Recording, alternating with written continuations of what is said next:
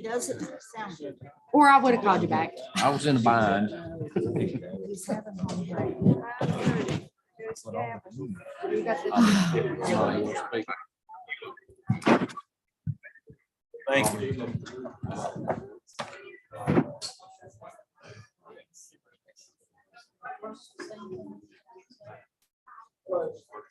No, you don't. But we're live right now.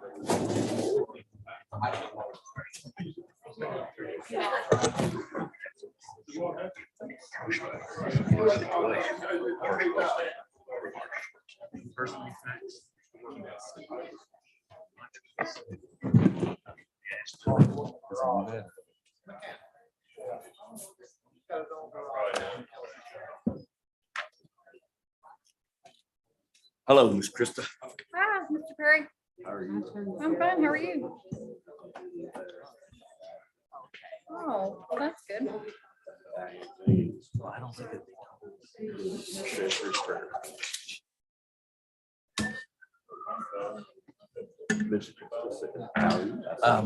Mallory, you got the button for this? Yeah. Can you turn it towards you? Okay. I like your shirt. Let it. Thank you. I like you.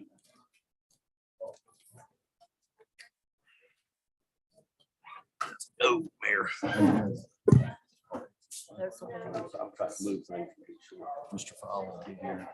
And then some of us keep- Right now. Rolling. And I wrote over there. I said, "I'm sure which one." Hey, Mike.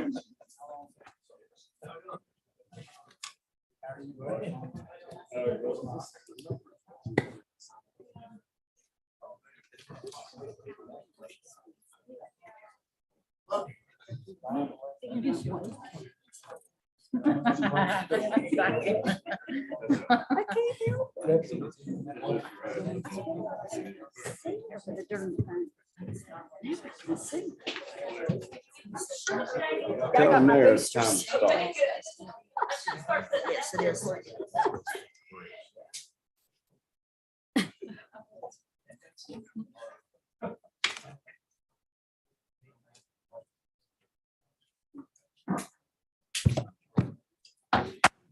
We'll call the meeting to order, the Oak Hill City Council for October the 10th, 2022 at 5:30. Clerk will call the roll. Mayor Daniel Wright, Here. Diane Janey, Here. Krista Hodges. Here. Tom Oxley. Dave Perry, Present. Steve Hazlett, Here. Charles Smallwood, Here. and Benitez Jackson. Here. The invocation tonight will be offered by the Reverend Maggie Blanchard, Rector of St. Andrew's Episcopal Church, and also the Church of the Redeemer in Anstead. And it will be followed by the Pledge of Allegiance led by Council Member Janey.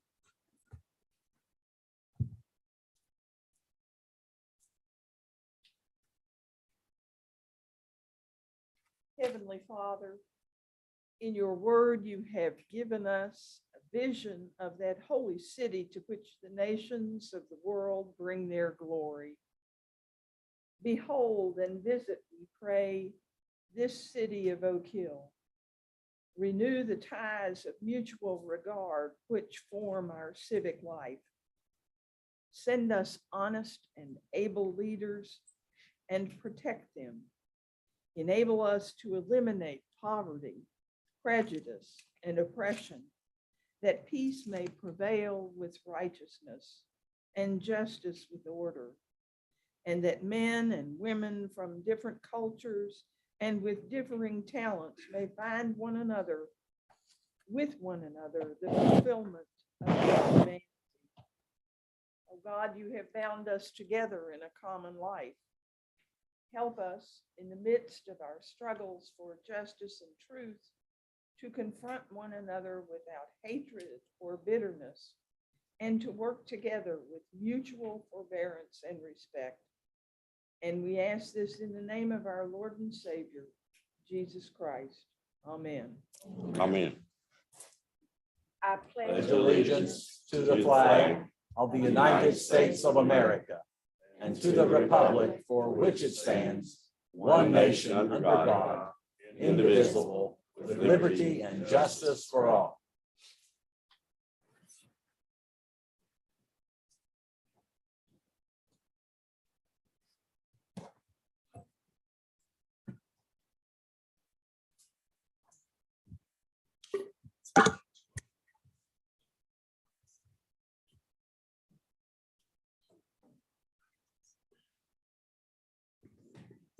We have some presentations next on the agenda. The school excess levy presentation by Anna Kincaid Klein.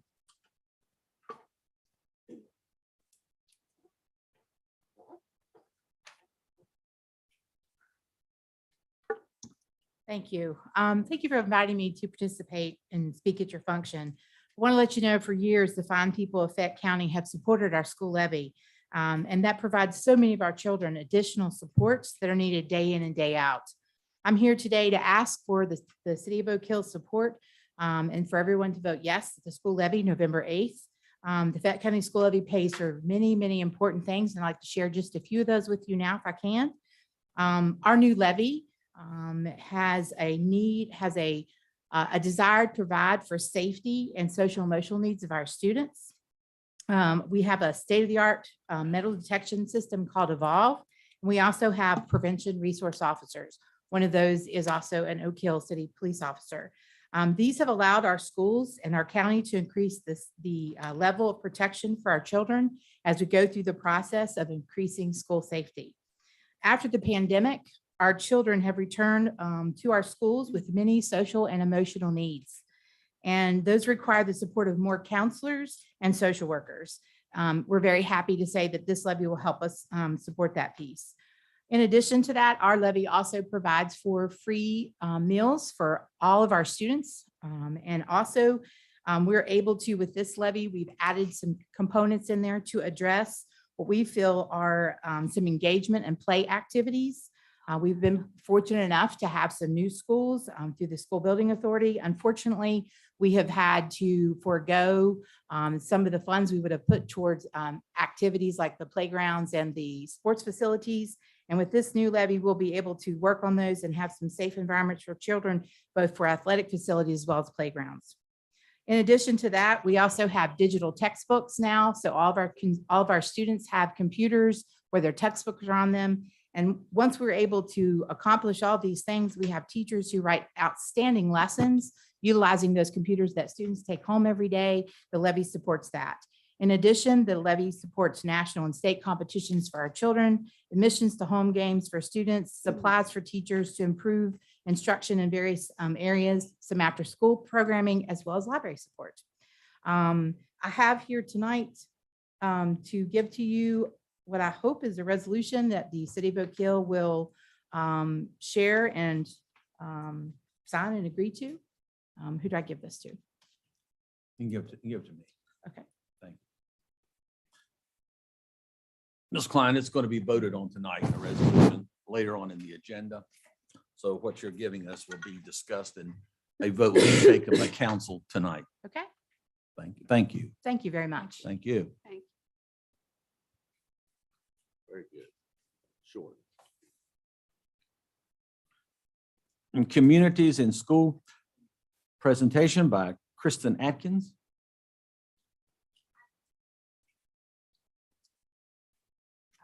I did not get the PowerPoint. Okay, I'll take that. Oh, Can I yes, borrow one? we do have one that was printed out.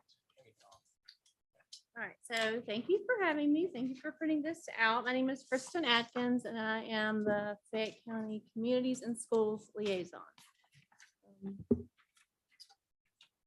So I have several scenarios that I'll go through during the presentation. The first one is Angel. She's a 6th grader. She lives with her grandpa because her mom is homeless right now and her dad is in prison. She likes living with her grandpa better than her old home because there's warmth and occasionally something to eat. At school, she arrives with dirty clothes and an odor. Most of her classmates avoid her. She loves lunchtime where she eats her meal, yet she contemplates getting food out of the trash for later. She knows she would be made fun of, but I have some facts here about the poverty in Fayette County, the number of foster children, and the number of abuse and neglect cases for foster children in our county. Between 2004 and 2015, for Fayette County, the poverty rate has gone down by less than 1%. As in West Virginia, it has gone up by 2%. The number of foster children in 2011 was 4,400 and something. In 2020, it's 7,300 and something. So abuse and neglect for Fayette County is also around the 20% mark. It hasn't changed much since 2004. If you want to know how we rank among the nation, for every 1,000 kids, there are 14 in foster care in West Virginia. And if you look at the scale, since these are printed in color, it is one of the worst states in the nation. So what does CIS do? Our mission at Communities in Schools, we surround students with a support, with a community, empowering them to stay in school and achieve in life. Our founders on the next page, Bill Milliken, he began this program in New York City in the 1970s. He created the idea of bringing communities into the schools where the resources are accessible, coordinated, and accountable. And Bill says it's relationships, not programs, that change children. A great program simply creates the environment for healthy relationships to form between adults and children. Young people thrive when adults care about them on a one-to-one level and when they also have a sense of belonging to a caring community. And that's what we try to provide with our students. So this has been going on for 40 years. There's a proven success model that I have put in there, the next page. It begins with a needs assessment. After the school assesses what they need, we come in and assess supports, not necessarily academic things, but supports that the school needs. We create a plan and we utilize integrated student supports, which would mean individual for a specific student, targeted programs for like groups of kids, or school-wide services that would help boost enrichment and motivation. Then we monitor and adjust. We input data and we look at our data and we see what's working, what's not working, and we make changes based on the data. We do that every year. The next page is Ray Saldana. He actually was a CIS alumni. He went through the program in his school. He was the son of an immigrant, and he had to go to college, or he went to college, and when he was getting ready to get on the airplane, he didn't know how to navigate the airport, so he called his CIS worker. So he is now graduated from that program, and he is the president. All right, we have Jimmy. When it rains, my socks get wet on my way to school because I have holes in the bottoms of my shoes. My feet hurt after this happens. I'm known as the poor kid in my class. It's embarrassing, but I'm always needing something. I like summer though. No one is going to make fun of me then. My parents don't work, but my grandpa does. Then you can see the impact that we've had in our schools. This was from last year. So we provided these tier 1 supports, which are school-wide. Some are academic, 21% were academic. The biggest one is life and social skills. And then on the right, you'll see that we do offer school-wide basic needs. They are clothing. We have a clothing closet. We get donations from Warm Hands from Warm Hearts. We get hygiene products from there, and we also have gotten food bags from them in the past. All right, the next slide is about Bill and Bob. We love our CIS worker, Miss Jane. If we aren't here at school, she calls to check on us. She also gave us both shoes for winter because our family did not have money. We got these nice shirts and jeans from the Cardinal Closet.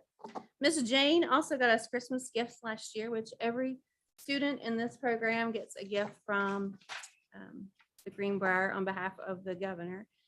And once When I needed help with my spelling, she helped me study. And when we were sick with pneumonia last year, she came to our house to give us our work and check to see if my mom needed anything. We were low on food, so she came back with a few canned goods and cereal. So the next page highlights exactly what our workers do. These are social workers in our schools. They help provide individual needs, socio-emotional support, she said earlier. They help with relationship skills. They check on case managed students. So they pay special attention to the child and what they may need. They assist with providing family needs. We actually go to the home and check on them. Tutor kids, organize and host support groups for students. We run clothing closets, provide snacks, and we track attendance issues. All right, our last person here is Sally. She's a 12th grader. She has to work 2 jobs to help keep up with the bills at home. If she wants anything, she has to buy it herself, even her clothes, shoes, and rides to work. Sally needs an eye appointment, but doesn't know where to look or anything about insurance. She can't really afford glasses anyway, so why bother? However, she does need glasses to attend college and be successful. All right, and then Jimmy's in here twice. So throughout all those scenarios, our social worker, communities and schools worker, would maybe sit down with the students. They would come and seek us out to get some needs. I brought things because I'm a teacher. Since I don't have the PowerPoint, I won't do it. If they need new shoes, we work with the United Way to provide our kids with shoes. If they need food, we've provided food bags for our most needy students. And then this highlights, the last one highlights the things that have gone on in West Virginia. So it started out with 3 counties and now we're up to over 20 counties. So I just want to let you all know that this is going on in your own school, in the backyard. It's at New River Primary and New River Intermediate. Any questions? There's only 2 schools that are taking. It's also in Fayetteville. Big. Yes. Are you asking something from us or to support No, I'm you, not or- going to deny anything if you would want to partner, but I am not here to ask for money or any items. I would like, one thing I think I've contacted at least you about coming to the schools and like guest speaking and telling them about our government and showing them a good example of a model citizen, having those kinds of relationships as what I do as part of my job. So if anyone's interested in that, Is your phone number in here, Chris? no, but I'll get it to you. Mayor, I have a couple questions. Kristen, as you're aware, and we're all aware, this is an initiative by the First Lady. Yes, Started with the First Lady's initiative. And the State Department of Education endorsed it. yes. And one of the first counties was Greenbrier County. Mhm. Are there additional funds that were appropriated by the legislature or for the governor contingency monies or the State Department for this program? I think there were. Well, most likely, yes. So I have Okay. to check on that for verification of that, but I would say most likely, yes. And who and how and what students qualify? Students are identified by their teacher, the school secretary, or anyone else. So the bus driver could say, I saw blah, blah, blah, they may need something.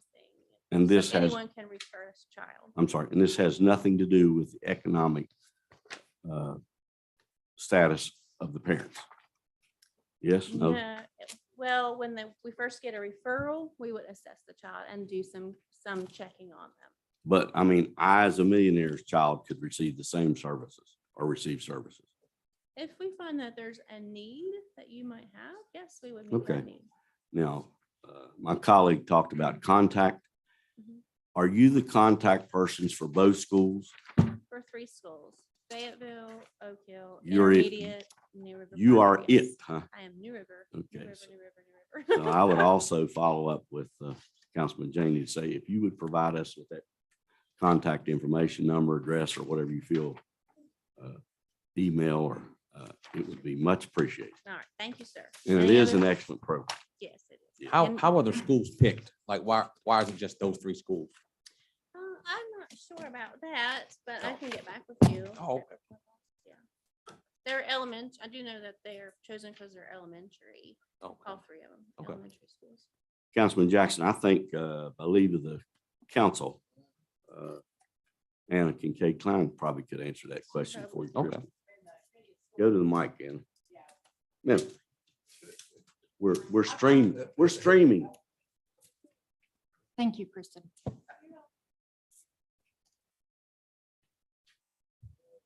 When we were first offered to be part of the community in schools, we looked to some schools that we felt like had some high needs and also where we're going to serve the most amount of our students. And those three schools meet those qualifications. Thank you.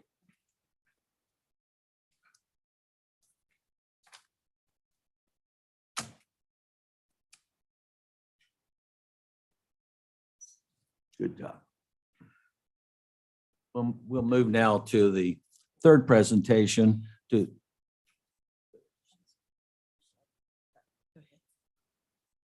We'll move to the third presentation to the Oak Hill Police Department, a donation presented by Delegate Austin Haynes. Thank you, Mayor. Council, back in November of last year, I was contacted by Delegate Haynes asking if the police department could use any funds for anything. Well, being a firearms instructor, and so my first thing is we need some extra patrol rifles and things like that. So I had submitted a request in writing to Delegate Haynes, December of last year. And then I was notified a couple weeks ago that he had secured some funds for the police department for the addition of some new patrol rifles for my officers, and he's going to present that to me tonight. Delegate Haynes. So first of all, I just want to say thanks to the mayor and to the council for allowing me to be here this evening to do this. You know, last year when these funds were allocated to our delegates and senators, there were two things that I said that I wanted to spend this money on. One was to help our first responders in a never-ending job and a very thankless job a lot of times, and our schools. And I've been able to do both of those so far, and I'm proud of that. But what I have with me tonight is a check for $8,250 for the police department. I believe, according to the numbers that were sent to me, I think that buys 3 or 4. Yeah, 3 or 4 patrol rifles with fully loaded, no pun intended. But I'm really proud to be here and proud to do this. And if it's permissible, can we get a picture with the check? Sure, Sure. She's ready. Okay. sure. I think the chief needs to be in that picture as well. Chief in there too. The council one up there too? Let's let the police You Just go let ahead. you take the three. glory. While you're taking the picture, I thought you was bringing some for the Veterans Memorial. That's what I was going to ask. Thank you, Austin. You didn't hear what I said. I said, I thought you was bringing some for the Veterans Memorial. Would you please? I have requested funding for the Veterans Memorial. Thank It's, as far as I know, it has been approved by the House Finance Chairman, and it is on its way to the governor's office. So Great. You know, I would commend the police department, and Shannon, I'm bad on ranks, for applying for. I also would commend you, Delegate, for making yourself readily available to the public and providing these funds, not only to Oak Hill, but some other areas that you represent. And we appreciate you. I appreciate you being here tonight. Thank you.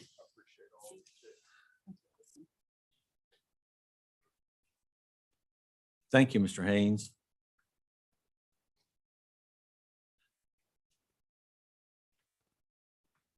Chief, how are you going to determine who gets these? Say you can buy 3 or 4, who gets them from in your department? Based on need and whoever has, not all the officers have them now. Along with the training of the officers. Okay, thank you. Now, the Spirit of Oak Hill Award presentations. A few months ago, the city council approved the establishment of a committee to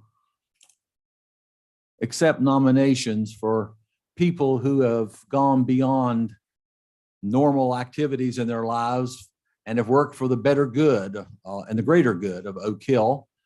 And the committee made up of Councilwoman Hodges, Debbie Bush back there, myself, Tim Jordan, and Dwayne Hopkins have met at least half dozen times to design the instrument by which you can make the nominations, and then to approve the nominees.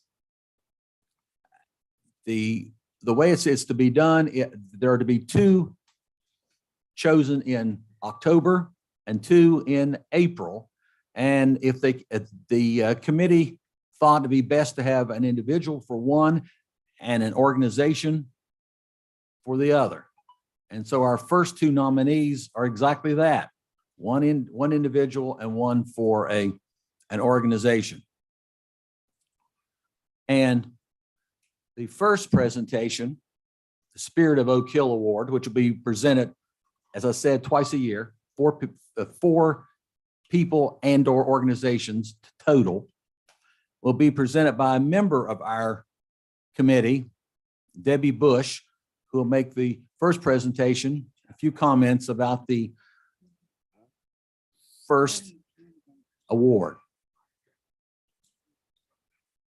Thank you so much, Mr. Mayor and Council, for giving us the opportunity to actually do this. Living in a community, you think about the people that you know, and the people that you eat with, you go to church with, you see day to day, and that's pretty easy, isn't it? But you know what? There's more to community. Just people you know. And sometimes it's hard. Sometimes it's hard to put the hand out and say, do you need some help? Well, I'll help you. That's what I'm here for. That's what I'll do. And I think that's what embodies the spirit of Oak Hill. We don't, when I first moved here, I thought the only way I'm going to get to know anybody in Fayette County is to marry somebody from Fayette County. And so I did that. And it's worked so far, by the way, it's worked out very well. But as I came to live in Oak Hill, I saw that wasn't the case. Everybody has a sense of belonging here. And it's a feeling of family. And that's what we're so excited on the committee to recognize organizations and people that embody that feeling of belonging. The organization that I am honored to present tonight was recommended by an outstanding family in Oak Hill. And I'm just going to give you a couple facts and you'll see if you can figure out who this might be. This organization has a food pantry, and they give food out 3 days a week to at least 250 families. And those families have an average of 3 people per family. Now, if you do the math, that's a lot. That's a lot. Okay. It gave out over 1,000 Fayette County kids jackets, socks, and toboggans. And when I was listening to your presentation, I was thinking, and you mentioned, you already got it. It's a surprise. Okay, so anyway, you realize that this is what the organization does. It helps kids, and again, working together. That's the whole thing. We're not islands, people. We're a family. Okay, it helps people get a GED. It has recovery meetings. It has summer camps for at-risk and special needs children. It's applied 450 backpacks to students this year alone. And that's just the tip of the iceberg. And if you haven't figured out yet who I'm talking about Warm Hands, Warm Heart. And it is my honor and my privilege to recognize Mike Bone.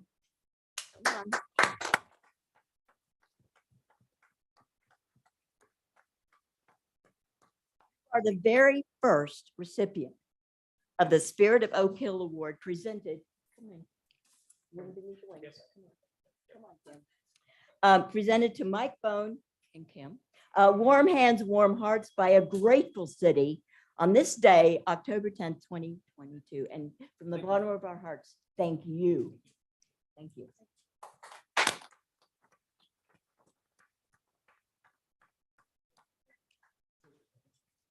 Photo op.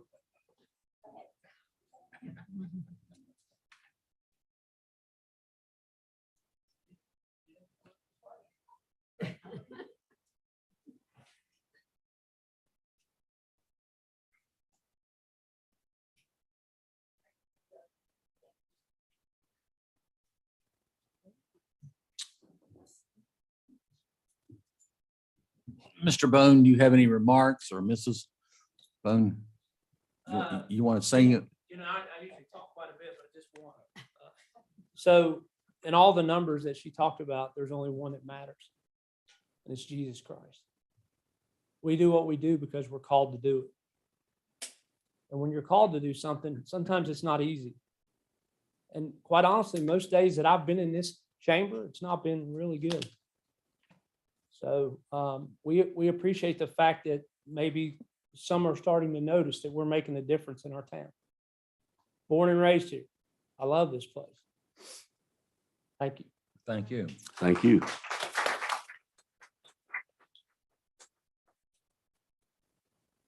The second Spirit of Oak Hill Award goes to an individual.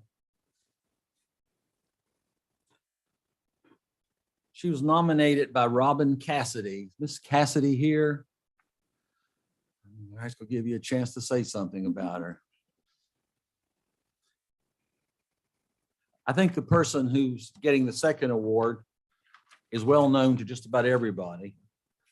She has worked very hard with the Oakleaf Festival for many, many years, directing it, putting it all together year after year.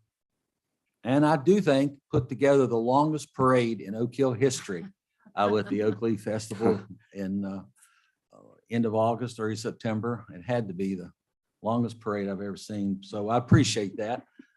I don't know whether there were 109 different entries or they just kept going around and it looked like there were 109 different entries. But it's my honor to present this to a person who has worked so hard, has worked to do so much good for Oak Hill. It would be wrong to overlook her, and that is Sandy Smith. Absolutely.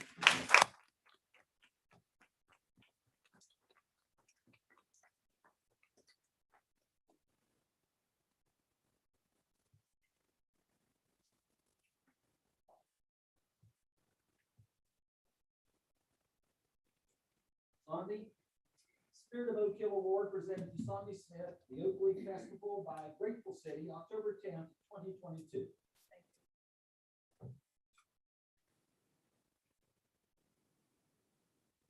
Well,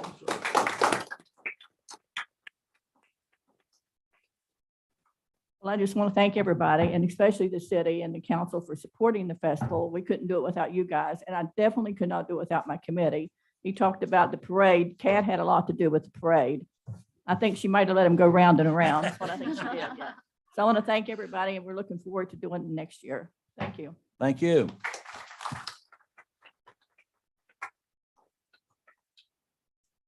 Mayor, before everyone leaves, point of personal privilege to make some remarks. Yes, sir. You know, I've said this for 2 or 3 months now. And usually it's the end of the meeting when everyone's tired and everyone's gone home after they've had their personal situation either satisfied or not. But I think we have been very fortunate over the last several months with the leadership that has stepped forward. I would again acknowledge Ms. Demita, who has overseen a transition that has gone very well. She is cross-training people. She is futuristic in providing for trainable promoter people. And that has been done with the help, and she's a fine Christian lady. So, you know, I think, and that's not to discredit anyone that came before her, but change is tough. Transition's tough.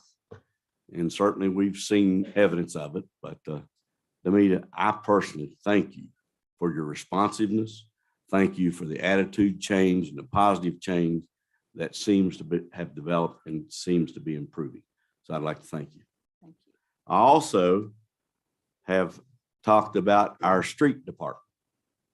And when particularly back in January, said, well, I think there was a lot of misunderstanding about what we were about, what the council was about. Mr. Kirk has done an outstanding job. And I heard it in Fayetteville today from some people, if there's anyone that is any more committed to the city of Oak Hill and the service he provides, find him. Now, he's very strong-willed, and you need to be.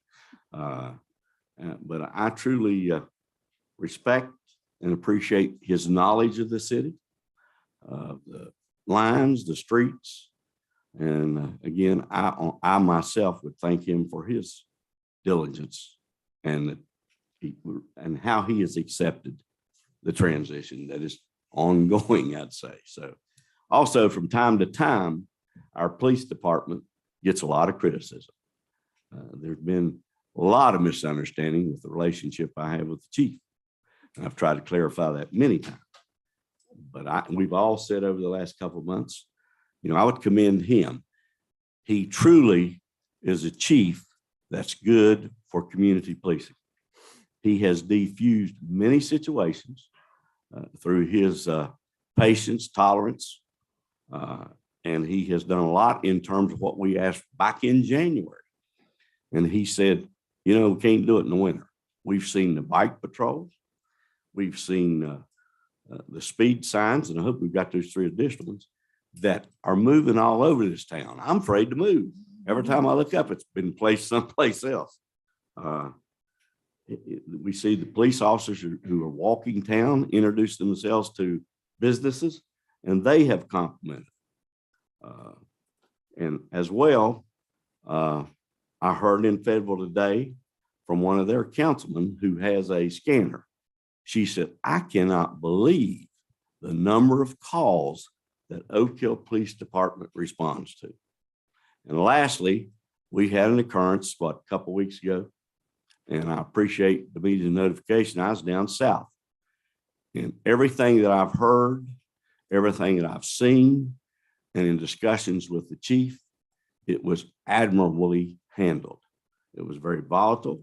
Officers were involved, and our police acted very responsible, very diligent. So, Chief, thank you. The only other thing I would add and ask, when citizens drive by those guys, if they throw their hand up, remind them, throw their hand back up at them. But don't take their eyes off the road, for goodness sakes. And of course, Valerie has come into a new position, which I think she has accepted very responsibly. For 6 months, I never saw a smile on her face. And every time I see her now, she's smiling. And I think she will do a very capable, commendable job. And she's accepted her task well. I don't know what she's trying to do, but she inherited the former city manager's office. So Valerie, thank you. And of course, we've all said from time to time, this city has a large number of good, dedicated employees.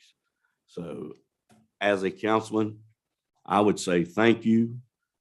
I appreciate you. And hopefully the citizens will appreciate more and more the services that you guys provide. So regardless of any misunderstanding, I love every one of you, the job you do.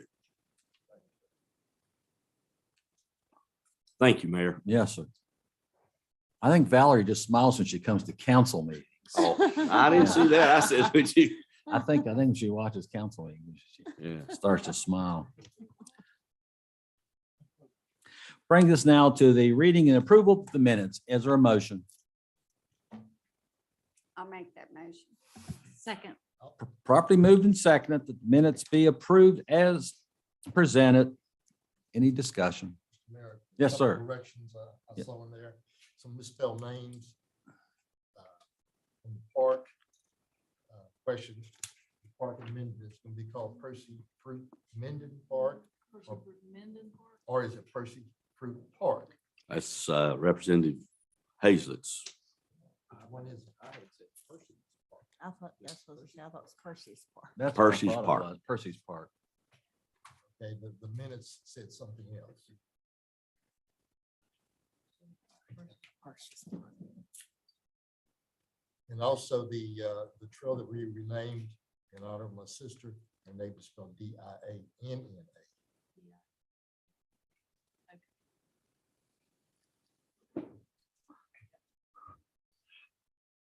All right, it's been a motion and a second to approve the minutes with the changes, corrections from Councilman Smallwood. Any more discussion? Hearing none, we vote the motion. All those in favor signify by saying aye. Aye. Those opposed, no. The motion's agreed to, 6-0. Which now moves us to the treasurer's report. Is there a motion regarding it? So move the treasurer's report. Be accepted as presented. Be accepted as presented. Is there a second? I'll second. Properly moved and seconded. The treasurer's report be accepted as presented. Any discussion? Hearing none, we vote the motion. All those in favor signify by saying aye. Aye. Those opposed, no.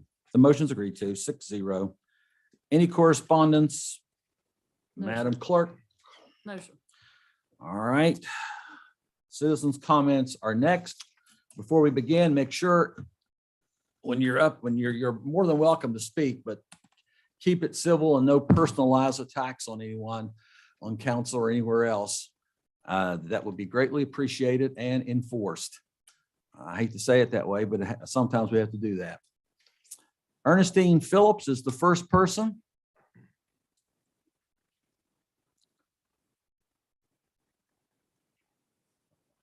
Oh, yes. 3 minutes as well is the limit. I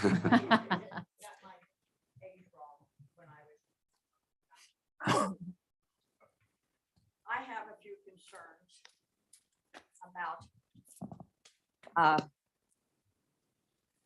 services in the city for handicapped people, disabled, and also older people. We cannot find qualified people to service, say, like carpentry, jack of all trades to do jobs for you in your home, for either senior citizens, disabled citizens. And I've had conversation with several people who, in fact, I had the thing, somebody came to see my house to do a job. He never came back. A neighbor of mine did the same thing. And the person never came back to give any quote for what they were going to do. And I'm wondering if, and we're asked, the state is, and I know is wanting companies to come in and people to come in. And if we cannot find people to do electric work, jack of all trades, carpentry work, and these things, we will be thought of not a secure or a service trade to the community. And I'm wondering, is this a state, city, schools? And I think in the schools, they're teaching, and it started with Obama, I believe, college education. Now the service trades, I know a kid who is working in heating and vacuum heating, and he's making $60,000 a year. So people think these kids think college is the thing, and it is not. The trades are very important. And I think that we should try to see how the vocational school, if they can do it, or how can we do is enforce the trades to these kids, that they don't have to go to college. They can do it later, perhaps. But we need things. I think it's cities, the towns, could even be the state to help us do with these things. And I'm going to make one other little comment. The first person sitting next to me talked about nutrition and things that kids need. And I have been a volunteer reader to a first grade, a kindergarten for 16 years. And for Christmas, in their Christmas stockings, I give mittens and socks. And National Nutrition Month is in March. I give them food.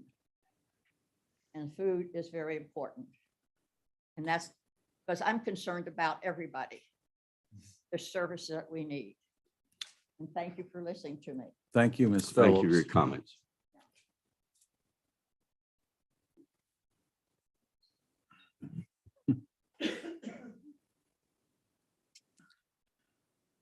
Ms. Phillips, did you say you were the baby in this group tonight? Is that what you said?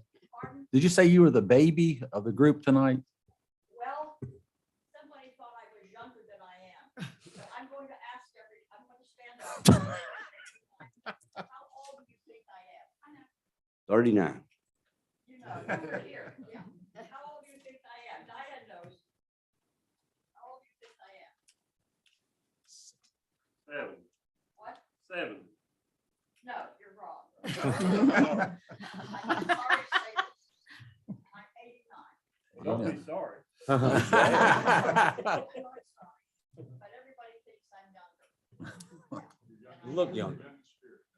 Yes, that's the thing. Good Lord. Thank you, Ms. Phillips. Yeah, thank you. I'm glad you said how old you were because you were a student of mine, weren't you? I believe in education. That's Yes. why yes, education, a reader. It's my 16th year. I know I'm taking over time, but anyway, that's. Thank you, Ms. Phillips. She was. Mhm. She was. Yes.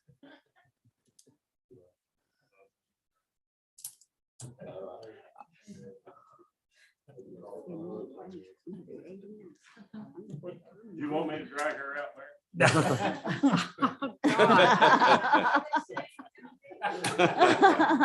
I asked the mayor if he wanted me to go ahead and drag you out. I don't think so. She,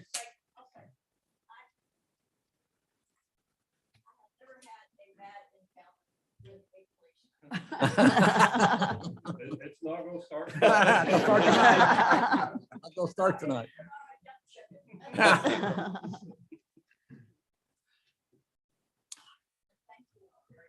Thank you. Thank you.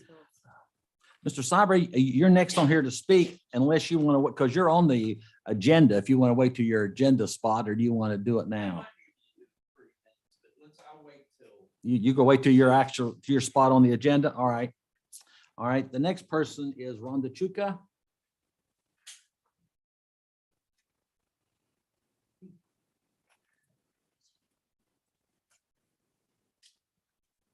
Good evening. Thank you for having me. My name is Rhonda Chuka. I am the Project Aware Director for Fayette County Schools. It's a 5-year SAMHSA grant focusing on substance use and mental health, but that's not what I'm here to talk about, so I'm saving my minutes. I'm here to talk about an activity that I've put together to bring mental health awareness to Fayette County. It's called Chiller Thriller. So what I've done is I wanted to bring Thriller to Oak Hill for Halloween. And my goal was, I'm going to do this. I'm just going to bring this to Oak Hill. So the more I thought about it, I was like, oh, I'm going to make this part of Project Aware and make it a really big event. So I did. So this is a mental health awareness. And you're probably thinking, how does Thriller go with mental health awareness? So what I did was I took the choreography for Thriller and I simplified it and I simplified it. And I went back to the drawing board and I simplified it again. I really did. That's exactly how it happened. And what I've done is each part of the choreography tells a little story of how we recover and what our journey is like when we deal with our mental health. So for example, at the beginning of Thriller, you know, they're just laying around, they're just zombies. That's kind of how you feel on a bad mental health day. The next move in Thrillers, they start nodding their head. Well, that symbolizes, I don't know what to do. And then the next move, I'm just going to tell you one more because I'm running out of minutes. The next move is just lifting your arms, and that's to represent, hey, I need your help. I need your support. So I'm not going to leave the rest of it up to suspense. I have passed around 2 different handouts that gives more information. I have QR codes to my video tutorials. I have a QR code to a document that just gives you even more information. I'm doing community practices right here in Oak Hill. And I also have mental health resources on there. And you're welcome to go and like our Facebook page, Project Aware, Fayette County, West Virginia. Are there any questions? That's the fastest thriller speech I've ever given. Thank you. I had to be for on the your clock respect more of the often. 3 Thank you. minutes. Thank you. Yes. Thank you for your respect. Oh, of the I 3 did minutes. forget one thing. Let me just say, I know just because of the looks I'm getting, some of you are like, I can't do that. Please trust me, you can. That's why I simplified and simplified and simplified again. And I also have a seated version. Therefore, nobody is left out. And even if you don't want to dance, we would love your presence just to show support. Thank you very much. Thank you. Thank you.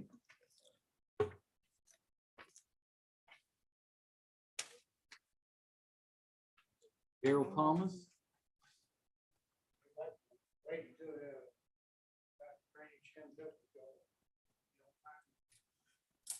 That's all right. Is the drainage situation, I don't remember looking. It's on Number. the agenda. Oh, it's already on the agenda, Mr. Thomas. You can speak now or you can wait till then. All right, and Sue Jenkins. Sue Jenkins, is she here? You go wait. And Jim Ayers.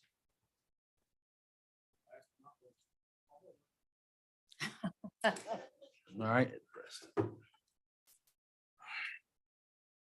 Are there any comments from anybody on Zoom? Nobody? All right.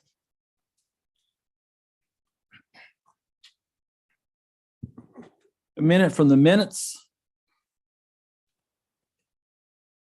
Mr. Police Chief, you'll be interested in this one. January 5th, 1970, the Oak Hill City Minutes, Council Minutes. Bids were taken for a new police cruiser, and they were opened in council, but they didn't make a decision. They waited to a special meeting, but these are the numbers. King Cole offered a police cruiser, 4-door Biscayne, for $2,434 in 1971. They also offered a 1971 Delta 4-door Oldsmobile for $2,985. Blackburn Ford sent in a bid for a 1971 Custom Ford, $2,988.82. Ray's Trading Post sent in a bid for a 1971 Fury 4-door Plymouth, $2,150, plus an additional $100 for the paint. Also, December 6th of 1970, the work schedule for the police department was approved by city council for all 6 policemen. And they went from 5.5 to 6 sick days a year in 1971. So you'll get a half day more at that time. You went from 5.5 to 6 days, starting January 1st, 1971. And the 6 policemen were Oris Stamey, Howard Tyree, Jackie Roberts, John Fox, David Brown, and David Rhodes. You know any of those, Chief? Everyone. Yeah, I knew several of them. That was the police force in 1971 or 70 for Oak Hill from the city minutes of 1970. Unfinished business. Madam City Manager. You have anything before we start? Nope. All right. We're ready to go. Ready to go. Number 1, establishing a historic district with David Sibry from West Virginia Explorer magazine. I know Mr. Sibry for a long time. He's quite a historian as well. Well, thank you very much. And though also it has me up here as a publisher of a magazine. I am that, but I'm a realtor. And that's what I've come to talk to you all about today. By the way, your county is on fire as far as realtors going. We've never seen anything like this, not since the coal era. Has there been as many people wanting to move into this county? So Oak Hill's best days, I think, are ahead of it. So I am selling Ashton Critchley's building, Bessie's Floral. And as you all know, it's a big building and it's in good shape. The roof is in good shape. The structure is wonderful. There's been a little moisture problem in the basement. Over here? Got it? All right, I'm taller. There's been a little problem with moisture in the basement, nothing that's an issue. I bring people into the building, they take a look at the building, they like it. The building's not a trouble to sell. We're gonna move it. We've got another showing tomorrow. But sometimes we'll go through the building and people will, and I can see their faces falling as we go through because it's a lot to take on an old building in a downtown. It just is. So the last time I got out of one of these showings, I immediately called the mayor afterwards and I said, I would like to suggest that you all investigate the possibility of creating a National Historic District. Now, what I'm here to talk about is the money that goes behind this, the economic development solution that a district can be. There are two kinds of districts. One is where you have, you're simply a district. And when that happens, people in your district, your building owners can get grants and tax credits. So in a situation where you might need a new roof on your building, 50% of that cost can be covered through the government. You've got tax credits of up to 45% that can be used to do wiring, escalators, elevators. You have another type of district. It's another layer of government that is architectural review. And that gets into the matter of, what the city government can control happens architecturally in a historic district. That's another layer, and I'm not here to talk about that. What I would like to talk about is the toolkit that you all can provide to property owners in the downtown. When I say to a property owner that, hey, that roof is going to need replaced in 10 years, a potential buyer, I mean, and then I'll say, but you're in a historic district. So 50% of this cost could be paid for. They open their eyes like you've got your eyes right now. It's kind of really, that's amazing to me. So I just want the city to maybe take a look at the possibility of providing these tools to property owners in the downtown. A survey can be made and submitted within a period of about a year and a half. It's a few $1,000 bucks, but it's not a lot of money. It doesn't mean you need to hire an architectural firm, but you can find a consultant to come in here and talk further about this matter. So it's an economic development matter. There is the honor that being the historic district that comes with this. And certainly your city it needs to be a historic district. It certainly deserves it. It's historical, but the thing I came to talk about today was to talk about the money, the economic development that is a historic district. So any questions offhand? All right, well, you sure? Mayor, Yeah, go ahead and ask him, Ms. Jenkins.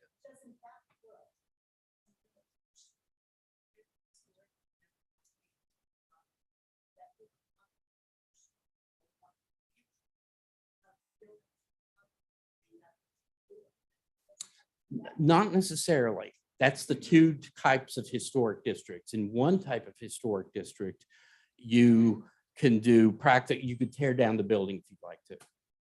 I hate to think about that happening, but it could be done. And the only thing is in these types of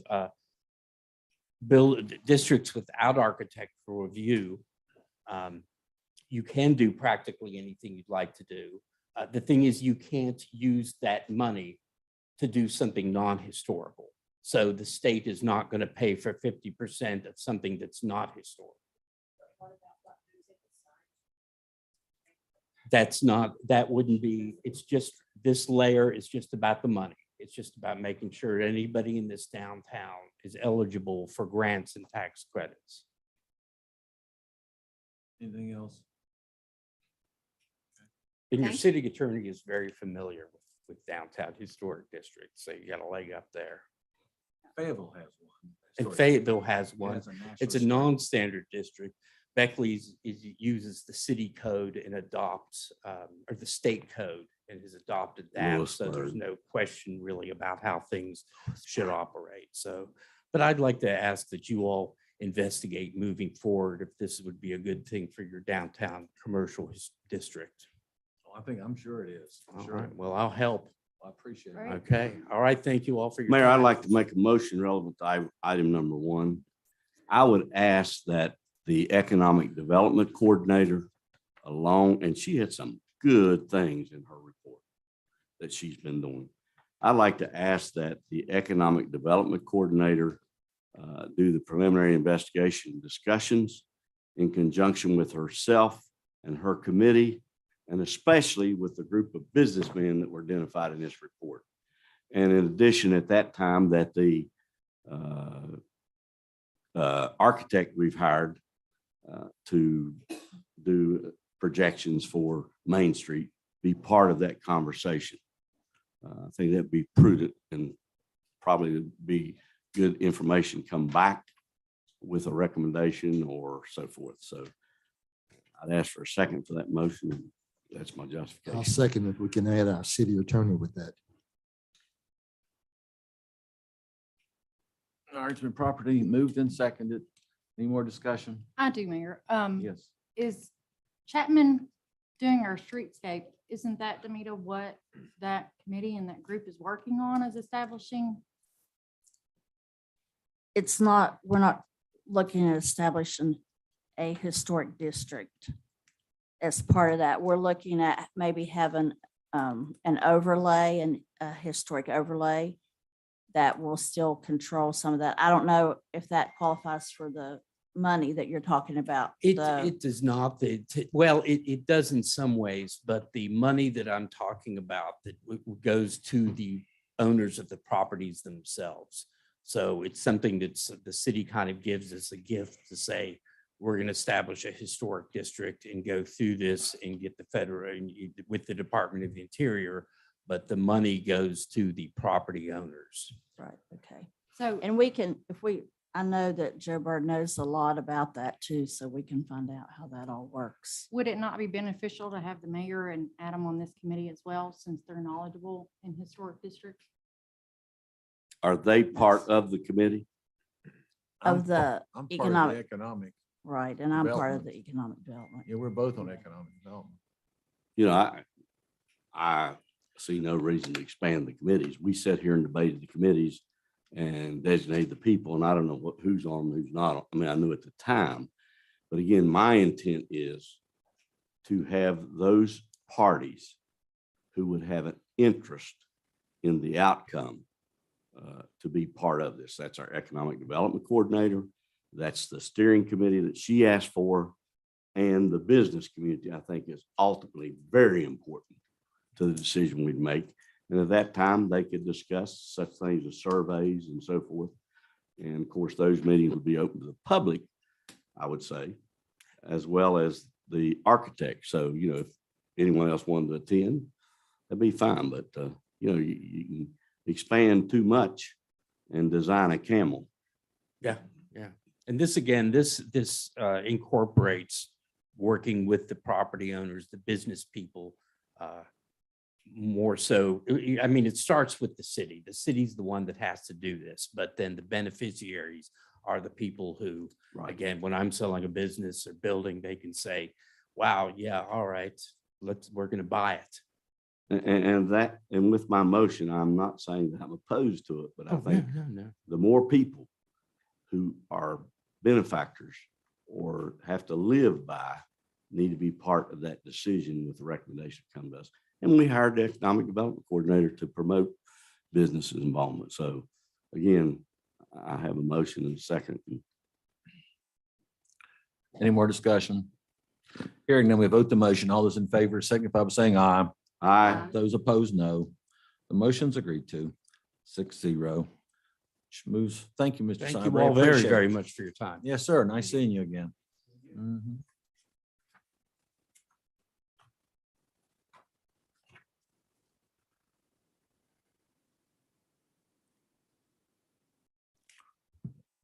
Number two, consideration to incorporate the property in the Plateau District described the surface of 208/1000 acres on waters of Meadow Fork, map 30A, parcel 1 into the boundary of the city of Oak Hill. Second reading. This is for treetop development we talked about last month. They want that incorporated as light industrial to put a billboard. Mayor, I move the motion. We had a discussion, presentation by council, presentation with the owner, and this is the second reading. I think all we can do, I mean, I've heard signage ever since I've been up here. All we can do to promote access to the city. There also was discussion, we received B&O tax from that. So for that reason, I'd make the motion that we consider incorporating the property in the Plastow District described as surface of 208/1000 acres on Waters Meadow Fork, map 30A, parcel 1 into the boundary of the city of Oak Hill.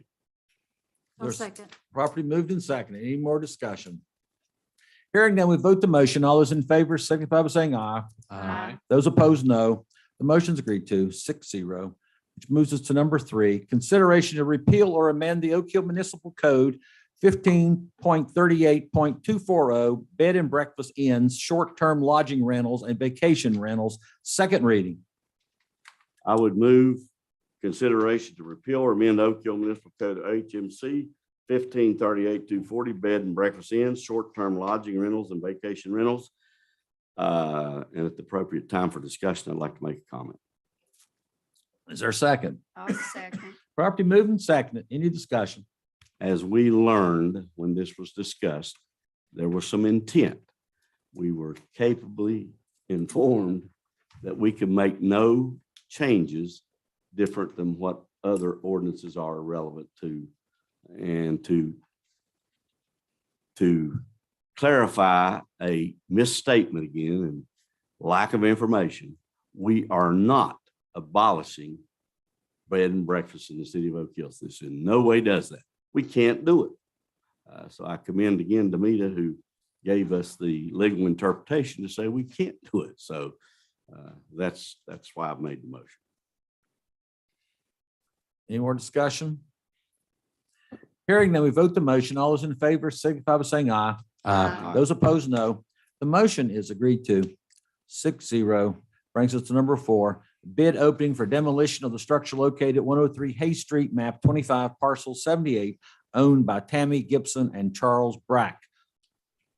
Madam City Manager. I have one bid.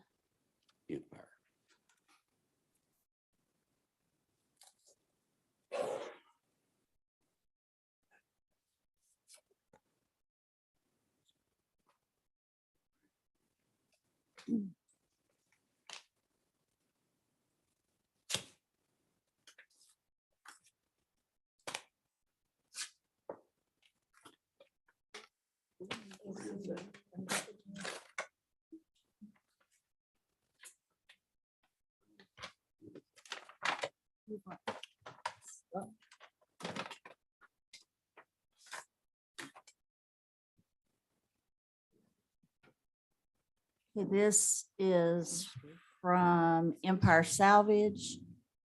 And the quote for asbestos inspection, demolition, and asbestos abatement of the structure at 103 Hayes Street is $6,000. Mayor, I move we accept the bid as opened by the city manager to demolish the structure located at 103 Hay Street, map 25, parcel 78, owned by Tammy Gibson and Charles Brack, however you pronounce that. Brack, I guess. Brack. Is there a second? I'll second it. Properly moved and seconded. Any discussion? Hearing none, we vote the motion. All those in favor signify by saying aye. Aye. Those opposed, no. Motion is agreed to. Number 5, consideration to authorize the city to have demolition material removed from the property located at 216 Chestnut Avenue, owned by Clifford M. Bragg. This is not the picture of Chestnut. Chestnut looks a lot worse. This is actually the picture of Mayfair. And if you drive by there now, it looks very nice that all this has been removed. But for the owner, or we have a quote of $5,000 to remove all the material on Chestnut.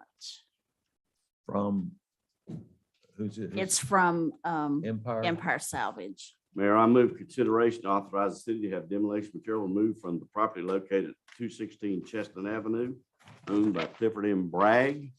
And I assume that there would be a lien placed against the property. Yes, there will be. I'll second. Property moved and seconded. Any discussion? Hearing none, we vote the motion. All those in favor signify by saying aye. Aye. Those opposed, no. Motion's agreed to. Number 6, Structural Inspections Board, request for council to review the progress of the repair on the structure located at 137 Broadway Avenue, owned by Dwayne Hopkins, ILH Holdings LLC. This is a property that was brought to you in December and it was tabled until March. The property was deeded to Dwayne Hopkins and council rescinded the order to demolish after he was, had said he would work on the property and give us a material list and an update of his progress, which he has not done at all. So the Structural Inspection Board asked for this to come back to council for resolution. They do recommend demolition. I'll make the recommendation that we follow their instructions and their guidelines. I second.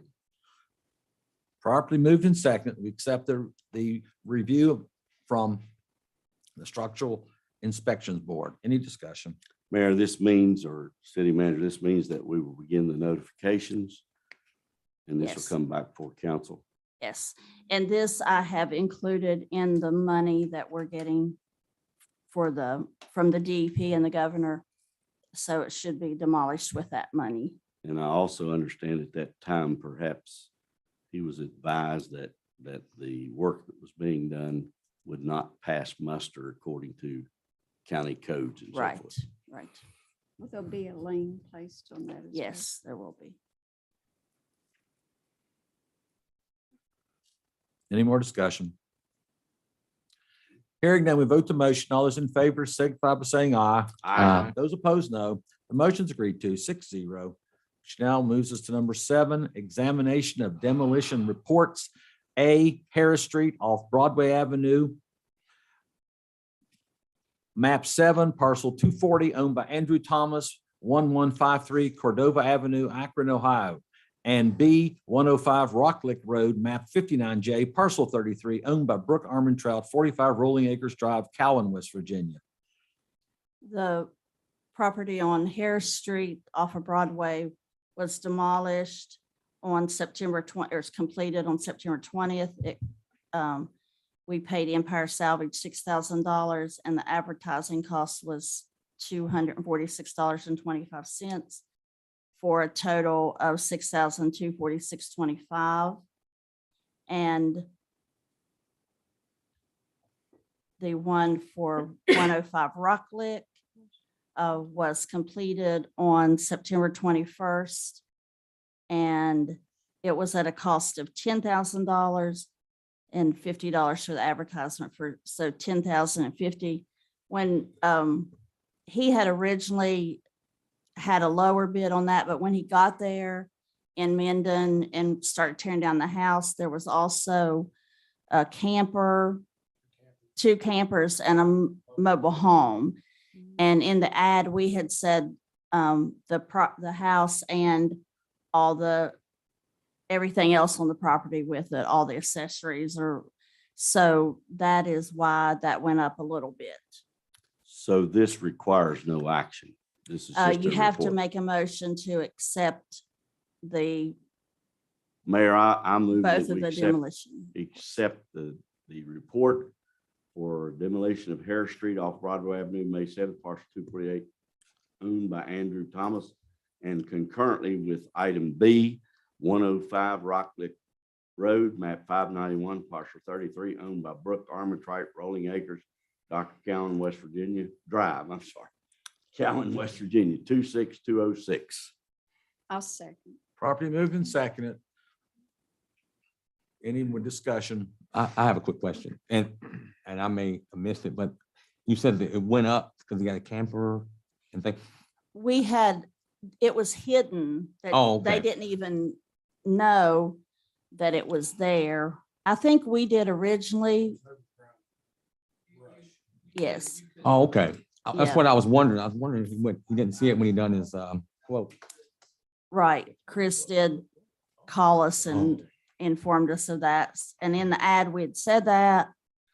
So we asked him to go ahead and give us a bid for doing the rest of it. Okay. And that's why he did it. Okay, thank you. And then I think Chris told me about a camper and then they found another camper. So it was a pretty bad piece of property. Any more discussion? Hearing none, we vote the motion. All those in favor signify by saying aye. Aye. Those opposed, no. The motion's agreed to 6-0, which now moves us to new business. Number 8, the SIB, the Structural Inspection Board, recommendation to demolish the structure located at 232 Euler Avenue, map 18, parcel 547, owned by Veronica L. Moore and Ralph Smith. This is the little house or building on Euler Avenue. It's, it's sitting in a swamp. You can see the open door. So we went, Data and I scored this and it scored higher this time. The Structural Inspection Board agreed to have it demolished because it's of no use and no one can do anything with this property. Day said that our street department is capable of taking this building down. And so we will have them do that and we won't have to go to bid on having it removed. Mayor, I move the recommendation SIB Board to demolish the structure located at 232 Euler Avenue, map 18, parcel 547, owned by Veronica Elmore and Ralph Smith. And I would commend Day and Demita for the action taken on this. Is there a It's an second? accident ready to happen. I'll second. Properly moved and second. Any discussion? I have a question. Go ahead. We had an agreement with BOAD that if they would remove the building, we would accept the property. Now, in my mind, that kind of nullifies in a certain sense. And I would recommend, and council file up there can tell me if I'm off base or what, and I'm sure he will with the meeting, that if we accept it, that they reimburse the city for having to raise that building off that property and not accept the liability of the property, just to have the property that you can't do anything with for 3 years. I thought they ended up rescinding that offer, Who? VOAD. We were never informed of that. I mean, I'm I not was saying they thinking- didn't. I think they rescinded that, Okay, right, and that's fine. they did that when they, also the one out on Valley Street. So they still have ownership of both properties. The, So BOAD's out of it. yes. Okay, thank you. Right.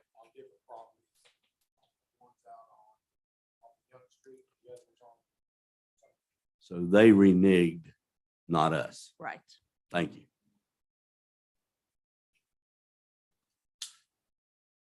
Any more discussion? Mayor, I would ask that reorder new business and put number 9 after 13, please, by unanimous consent. So there's plenty of time. Let's go back for a second. We voted on 8. Yes. All right. Did we vote? You seconded Yes, it, but did we we vote? voted. I Yes. don't think we voted, did we? We did not vote. No, there's been a motion and a second in discussion, but there was no vote. Any more discussion? Hearing none, we'll vote the motion. All those in favor signify by saying aye. Aye. Those opposed, no. The motion's agreed to 6-0. And what were you saying? What were you saying, Mr. Perry? I asked that reorder the agenda to move number 9 under 13. So as to the conversation will permit more time rather than limiting those people to 3 minutes. I think we can very quickly move through 10, 11, 12, and 13. By unanimous consent, I request that. Any objection? Hearing none, we'll so order. Number 9 will go after 13. All right, we move now to number 10, the police hiring. All right, before you, I believe I've provided everybody a copy of the Civil Service Commission recommendation. We need to, we've been down an officer for several months now with the absence of an officer that left and went to Fayetteville. The first hiring will replace that officer, bringing us back up to full staff. And the Civil Service Commission recommends the hiring of Grace Mitchell as police officer. What's his first name? Grace, it's a female. Okay, Grace Mitchell. Grace Mitchell. Gee, can we take both of these up simultaneously? I think you have to. The other one needs to be contingent upon what I was discussing with you. Okay, So probably. do this- probably not. I got you. So Grace Mitchell, is that the, that's your first? That's the first hiring, yes. First hire. So we need a motion regarding Grace Mitchell. So move that we accept the Oak Hill Police Department Civil Service Commission of Grace Mitchell as an officer to be hired by the Oak Hill PD. I'll second. Properly moved and second that Grace Mitchell be hired as a new member of the Oak Hill Police Department. Any discussion? Hearing none, we vote the motion. All those in favor signify by saying aye. Aye. Those opposed, no. The motion's agreed to 6-0, which now, Chief, what's your But- second one? Thank you. As of Friday, this past Friday, I received a 2-week notice from an existing officer who is going back to the coal mines. And that will, his last day will be, if anybody's got a calendar, what will that be? 2 weeks from last Friday, 24th. 20 Oh, last Friday. last Friday, this past Friday. 21st, I believe that is what it said. His resignation will be complete then. So I'd like the next. Should we accept the resignation as council, or that's not our, okay. The next Civil Service Commission applicant is Austin St. Clair. Will be the next on the hiring list, and I would like his hiring to be contingent upon that officer not rescinding his 2-week notice. I've had that happen before. I allow that. I so move that we accept the police commission and the chief police recommendation that we hire Austin St. Clair contingent upon the prior officer not rescinding his resignation. Is there a second? I'll second. Properly moved and second. Any more discussion? Hearing none, we vote the motion. All those in favor signify by saying aye. Aye. Those opposed, no. Motion's agreed to 6-0. Thank you, and I'll have both of them available at next council meeting. Thank you. Thank you, Chief.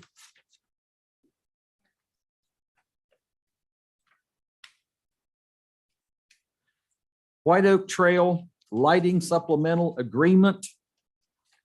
Madam City Manager. This is for the lighting grant that we have received to put on the rail trail from Tom's Carryout down about to the fire station. It was supposed to go farther, but because of money, we had to shorten that distance. So when they did the bid for lighting, it came in, see, the low bid was $656,150. And when you include the contingency on top of that bid, that put us $308,000 over budget. So we can go ahead with that if we will agree to have an additional matching requirement or to provide additional match of $61,603. And we've already paid, I think that's in here. We've already paid $36,686.50 and $50,000. So now we would need $61,000 additional to complete the project. Mayor, city manager, 656 and the 308 is grant monies, correct? Yes, That, I mean, make that clear that it is grant it's money grant monies, that was yes, received. yes. So do we first need to approve the 61,000 or what?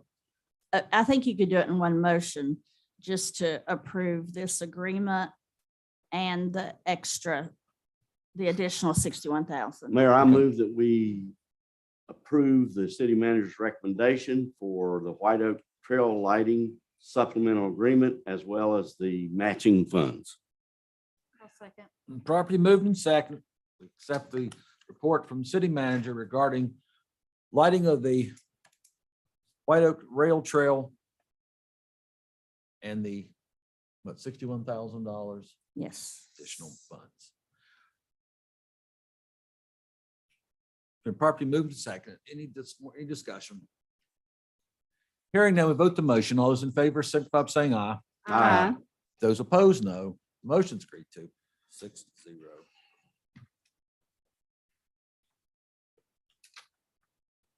Number 12, resolution supporting the Fayette County School Excess Levy. Mayor, did you prepare or the city manager prepare our own resolution? Yeah, this is the resolution. I Right think here. she had the resolution that we prepared. Yes. So I move that we support, adopt, approve the resolution supporting the Fayette County Schools excess levy. There's I'll second. second. Properly moved and seconded. The City Council of Oak Hill go on record in support of the continuance of the Fayette County excess school levy. Any discussion? I will simply say that I served on the Board of Education for 12 years. During much of that time, I was vice president of the board, and then my final years were I was president of the board. And I know personally just how important the levy is, how dire the school system would be without this excess levy, this money that provides so many projects that would ordinarily not even be on the drawing board if it weren't for the excess money. And I think it's a very worthwhile resolution to support. And I think that Fayette County has a long record of supporting excess levies. I think Fayette County understands the need for a solid public school education. And I think Mr. Perry, who served on the State Board of Education and was president of that board, may want to say something as well, the importance of county levies. You know, Mayor, I've been a parent, a grandparent, administrator for 35 years in the State Board of Education. This levy has been in existence for 50 years. And as you have said, the state aid formula does not adequately fund schools. And we all know that when we see children selling cookies, pizzas, you name it. And if this levy wouldn't pass, it would adversely affect a lot of delivery, educational delivery. And I think the Board of Education also, or our board and central office staff, needs to be commended because the last year test scores improved by 6 points. That's unheard of. You can expect about a 3-point gain. So things are being done right over there. And I do support it 100%. And I think the council's prudent with this action tonight if they approve it. And I would also ask that we give our clerk another duty, since she's happy, that a copy with a little explanation of our action tonight go to our existing cities. Because I know I talked with the mayor of Ansted today, they would like to follow suit. So they asked that I provide them our resolution, maybe just a little note that we adopted this and hope you will consider such. That would be Montgomery, Fayetteville, Ansted, Mount Hope, Smithers. Let me ask Mrs. Kincaid Klein, have any other cities adopted resolutions in support? You'll be the first. We were the first to get a report. I also have available, if anyone wants it, a short version of all the areas and amounts that the levy goes to, identifying new areas. And probably of the 50 years and the 36 I've been involved in education, this levy has more student monies in it directed to student services than any other levy that's ever been levied in Fayette County. The important part is this the first time that a levy has to be voted on in a general or primary election. And hopefully people will not confuse it with the 4 amendments. So, we've got a lot of intelligent, responsible people here tonight that hopefully will get out the word to correct any questions or misnomers about this levy. So thank you for the opportunity to speak to it, Mayor. Yes, sir. I think that there's a solid Fayette County Board of Education. I think under a very strong and very positive leadership of Gary Hogue as superintendent. Any more discussion? Hearing none, we vote the motion. All those in favor signify by saying aye. Aye. Those opposed, no. The motion's agreed to unanimously 6-0. I also with Ms. Reed, if you would make sure that the newspapers and the TV, radio all get word that Oak Hill has stepped up and has passed a resolution in support of the levy. Thank you. All right, number 13, a resolution up, just the opposite. We have supported this one. The next one, resolution opposing proposed amendment number 2 to the state constitution, which will be voted on this November 8th. I'll move that we adopt the resolution opposing amendment number 2. All right, is there a second? I'll second. Been properly moved and seconded. The city council of Oak Hill go on public record in opposition to amendment number 2 to the state constitution of West Virginia. Any discussion? I would like to call attention to the information that Chris has provided us tonight. Yes. And I think it is very, it states very well the problems with this. It's a well-written letter. Yes, it is. Giving it. So I thank him for the information Yes, he's provided us. Obviously, cities, council board of education, county governments stand to lose if this passes.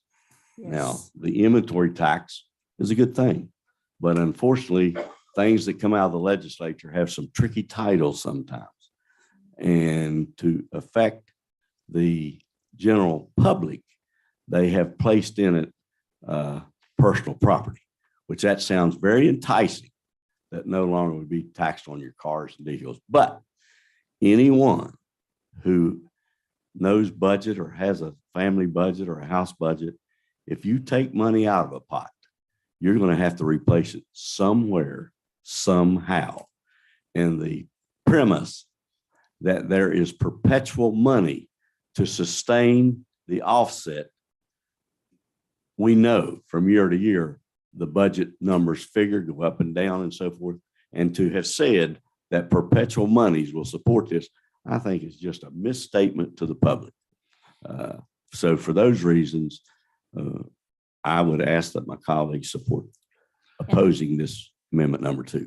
And Demeter also- probably has additional information. Also the amendment says that it gives the legislature the authority to remove those taxes. It doesn't say that they Right. will remove those Right. taxes. So, And within those That- taxes are the levy funds, correct? no, No. Okay. but it would affect somewhat the schools. Well, some of that money, there's money that comes from those taxes that go to the schools Okay. and the county, and to us, the county. There's a lot of people. It would lose, in this county, it was $4 million. And I sent everyone that report. And for the cities in the county, it's almost $500,000 that we would stand to lose from that. Kanawha County will lose 19 million, and their county commission has already come out strongly a couple, 3 weeks ago against it. Even the governor is traveling the state urging everyone to vote no, vote against the amendment himself. He's in opposition to the leadership in the legislature who are running around behind him doing another presentation why it should pass. So even the governor is not on board with this. He sees it as a real loss for the county revenue stream. Anything, any other discussion? Because they don't have a solid plan on how They to don't. replace the money They that do we're not. They losing, don't. right? There's no plan. That's what I thought. $190 plan million for that. of county monies will disappear. Right. Will go into their hands. I don't know what they'll do with it. Right. Any more discussion? No. Hearing now, we vote the motion. All those in favor, signify by saying aye. Aye. Those opposed, no. The motion's agreed to 6-0, which now moves us back to number 9. Mayor, just one moment since Anna's here. We've talked about education. We've talked about the levy. I also, and I'm not asking for a resolution, just for point of information. There's also an amendment on there that will take all rulemaking away from the State Department of Education and will place it under the legislature. Heaven forbid, when you've got 130 people of all walks of life deciding the future of education. It's crazy, because that legislature changes, particularly the House changes every 2 years quite a bit. So that's just a comment. Do you know that number, that amendment number? Number 4. It's There number you go. 4. Yeah. And But- that, I mean, we know that every county is different.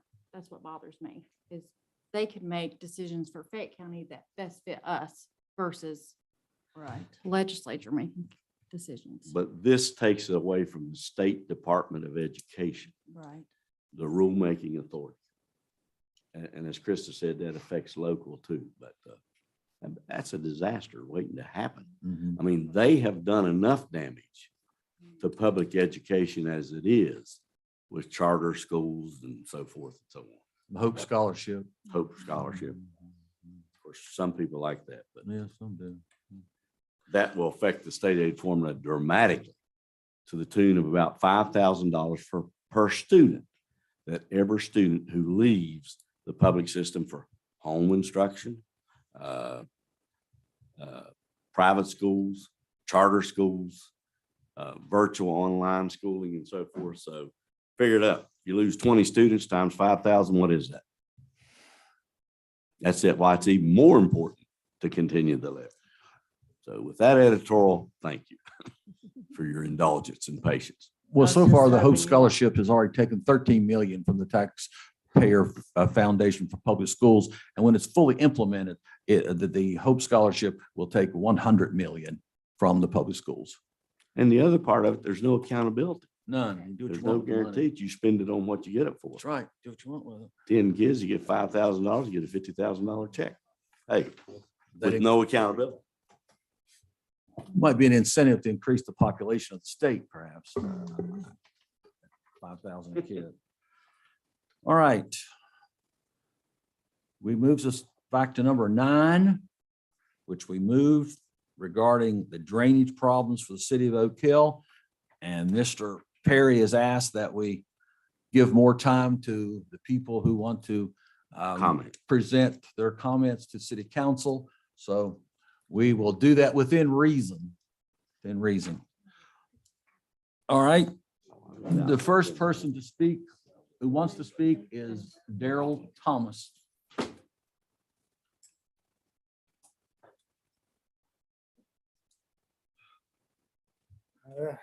Just want to say thanks for having me.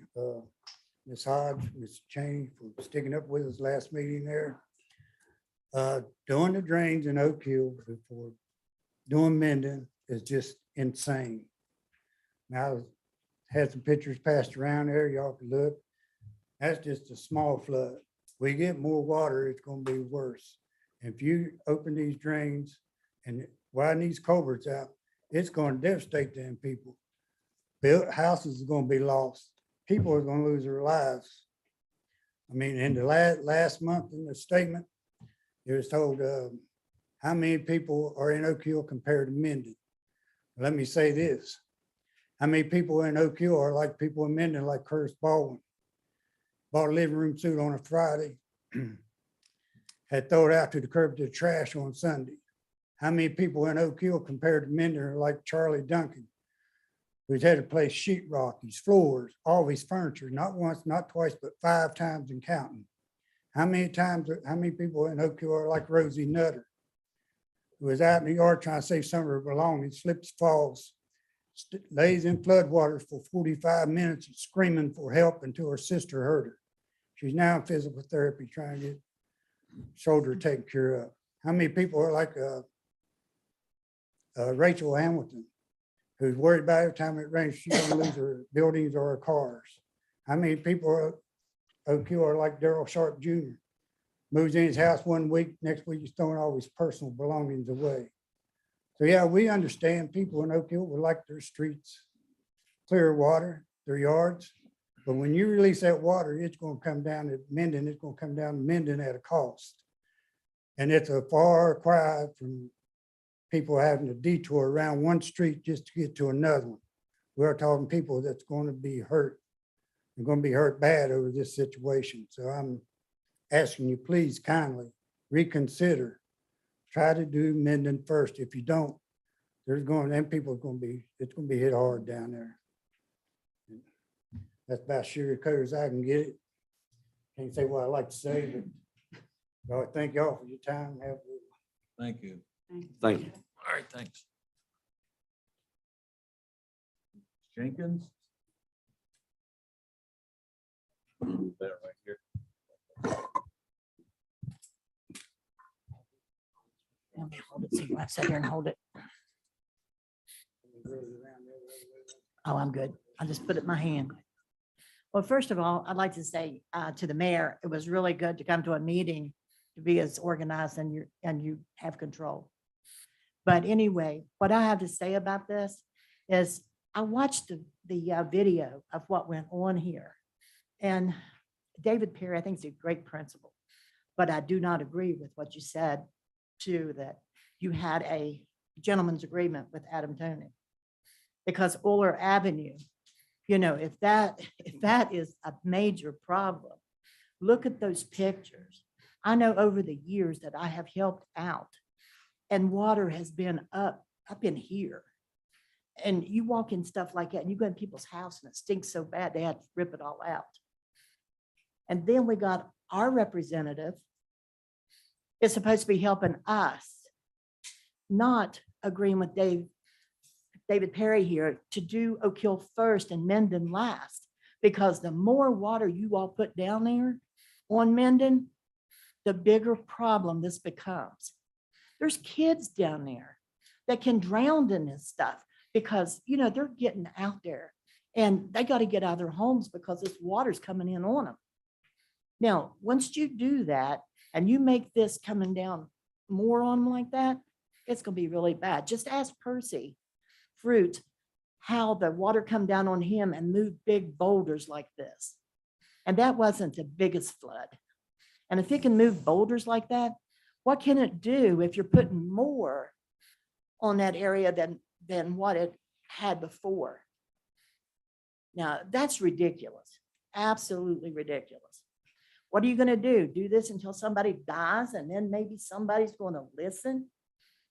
Somebody's going to take a look at this and say, we're going to have to dredge this creek. Y'all don't want to dredge this creek because you got too many manholes there with all the, excuse me, poop coming from up here, toilet paper, everything that I've seen all over the roads. People have to deal with this in their driveways, condoms, tampons, everything. And that's the kind of stuff they have to deal with. Now, if you're going to wait 2 or 3 years before you do Minden and put more down there, how much sense does that make? Come on, people. Take a good look at this, at what you're doing. You understand what I'm saying, Jamie? Yes. Thank you. Thank you, Ms. Jenkins. Mr. Ayers. Oh, he left. Okay. Mayor, I will not get into a debate, but I would like to clarify some things. All right. Number one, Mr. Hazlett has represented that area, which includes more than Minden, very well. And at no time has he said that Minden shouldn't be first. He said that when the motion was made. Now, what the motion was is that certain steps, 1, 2, 3, would be addressed, and then council would take a vote as to whether they would want to proceed. So that needs to be clarified. He is being accused falsely. He has continually, habitually said Minden first. He's attended meetings with the engineers. He has facilitated or about to facilitate public meetings. And when I was in the legislature, Minden had a big flood then. So it is a problem. And when someone said water, I had paid for my house on East Martin Avenue after 25 years. Krista, you know it. And my family room had water this high in it with my dad in a hospital bed.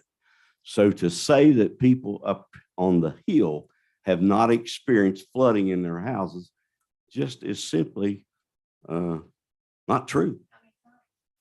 I've had it every time it rained. I got it. I finally built a wall and put sump pumps in. And after the guy bought it from me, he was flooded and the city had to go in and reimburse him. So there are other areas in town, and I'm sure Data can speak to it too. We've got a universal problem in the city of Oak Hill with water. And again, Mr. Hazlett has continually stated he will not be for anything that doesn't take care of Minden first. In addition to there, he's provided for 2 parks, speeding. So, Steve, I'm sorry, you're getting a bad rap. But again, the motion was a 3-step process, and it would come back to the council as to whether action would occur. I also understand, and Ms. Johnson, correct me, that the engineer on the Minden job has also looked at Oak Hill or parts of Oak Hill. Right. He's looked at that project on Euler Avenue to let us know if we need to make that culvert bigger. Right. So there are other areas in Oak Hill that have the same problems. It's a universal problem to the city. We committed funding, if I'm not mistaken. Number 1 was parks. Number 2 was street sidewalks. And number 3 was drainage because of the entire problem. And hopefully we'll get more money. Hopefully Minden will be completed first. And it certainly was not the intent. $4 million? Right. In For Minden. And for Minden. Yes. And it cannot be diverted, correct? Right. So, And the project is already being designed. pardon? The project is already being designed, so it will be started first. And it has to go to bid. And it has to be proved. So there is a process. But again, I recognize the problem. I've suffered it myself personally. Yes, I have. Well, again, I'm not going to debate it. I said that. And I can show pictures just exactly like this. And I'm not opposed to the Minden thing. I said that to start with, but I'm not going to debate. I'm just here to say that there has been a misrepresentation of what this council did and the action that was taken, or a misunderstanding, whatever you want to label it. So thank you, Mayor, for your comments. Thank you. Again, we've been committed for an orderly meeting. I would hope we would maintain that decorum or that quorum. Which brings me to council comments, Ward 1. You know, on the drainage problem, I thought or think that Mr. Hazlett was going to make a motion, I thought. Asked to have this put on here with the intent of coming up with a bid process that we would address East End, other areas of Oak Hill, including our Minden project, which is already in the works, coming up with a comprehensive plan to solve the drainage issues throughout the entire city. And We need to get an architect. We need to get an architect or Yes. somebody for that.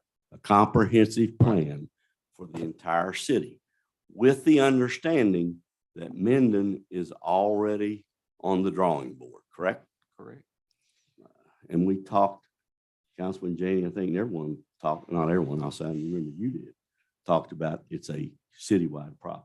It's a citywide problem, but I feel like it needs to start at the bottom and come up. And I think that's what Mr. Hazlett think is that ball is advocating, and already that's not been voted on yet. It needs to start.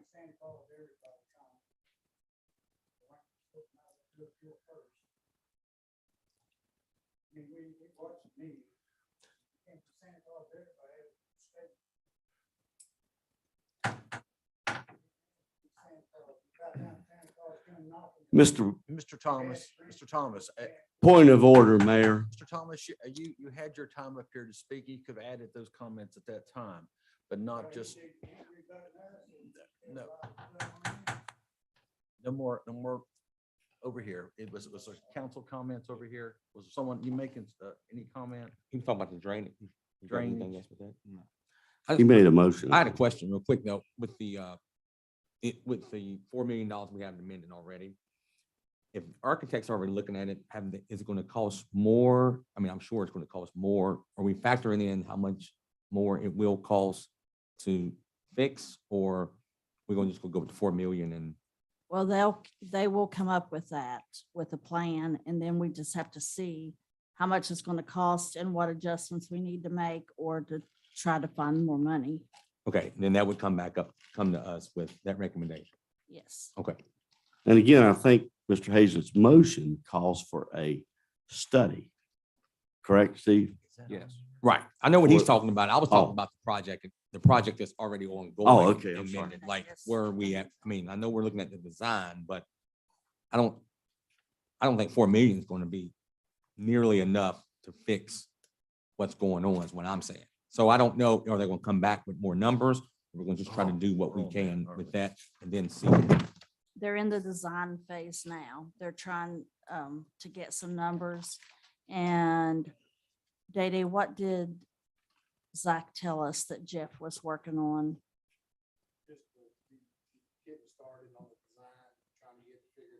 And finding out exactly where the places were. Doing some creek cleaning, getting a lot of debris out of the way, trees that fell in, eventually dredging some of it. Like I said, you gotta start where it drops off the mountain, work your way back. I mean, but this is the thing you gotta understand. You buy a house 3 feet from a creek, you better visually plan somewhere to get water. You know, and Councilman Jackson, I'd reiterate, as I said, the federal dollars that have sit here.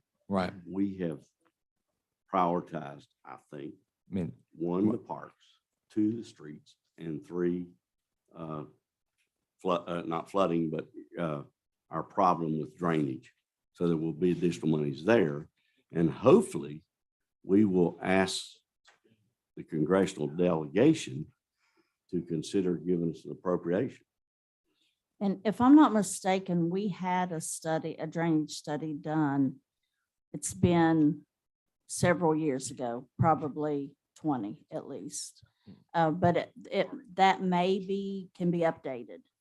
So I'll look into that also. Okay. So I second his motion. All right, this is under number 9, is that right? Yes. And your motion is, Councilman Hazlet? Come up with a comprehensive study for the drainage of Oak Hill. Comprehensive study to be initiated for the drainage problems for the whole city. Correct. All right, and it's been seconded by Mr. Perry. Is that right? Yes. Any more discussion? Hearing none, we vote the motion. All those in favor signify by saying aye. Aye. Those opposed, no. Motion's agreed to, 6-0. Mayor, can we take a 3-minute necessary break? 10-minute break. Thank you. Oh, okay. 10 minutes.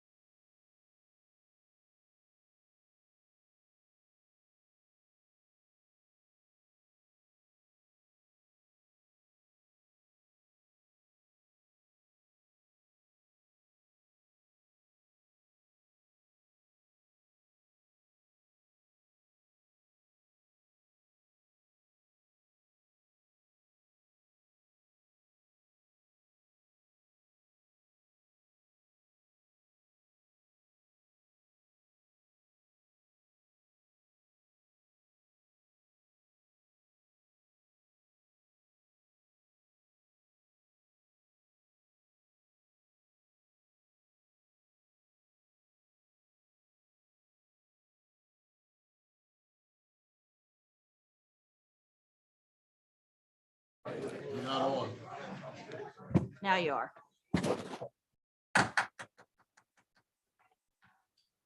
Now, back in session after a short recess. Council comments, Ward 1, Ms. Janey. Yes, sir. I just feel like with all that we have on us with the drainage, I just wanted to make a comment because I do feel like, I mean, Minden does have that $4 million deal that we need. I just really feel like it needs to start at the bottom and work its way up for it to be effective. I just wanted to say that. And I appreciate what the street department does. There's been a lot of comments with all the work that they've been doing. So it looks like they're doing a good job. Appreciate that very much. City police get a lot. I've seen the foot traffic. They walk in front of the bank. So I do appreciate that because there was a lot of comments prior that they never saw the city police. So I appreciate that they're taking time to be on foot. Timmy, your department's always busy. So appreciate that. My daughter lives right across, so she hears all that. No, but I appreciate all the departments. So thank you very much. I'll just echo Diana's comments. They all know how much I respect them and appreciate them, so there's no point in grandstanding. They all know I think they're important. Mr. Perry? I have here recommendation or suggestion from the Memorial Committee. I'd like to give a kind of a report. They have looked at properties at the state police barracks, which would necessitate approval for the memorial out front. They have also looked at the lot side of Terry Funeral Home, which doesn't belong to Terry Funeral Home. They have a 99 one-year building use permit. They also looked at the corner of Woodlawn Avenue near Gary Harding's residence. They looked at the vacant lot adjoining the former Hatcher Music Store.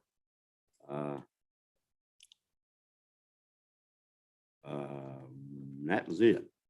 So what I understand in talking to their chairman, he's going to send these out to the members, especially since Mr. Oxley's been able, not especially, but Mr. Oxley's been able to attend because of health reasons, to ask them to prioritize what they're considering or what their recommendations are, 1, 2, and 3.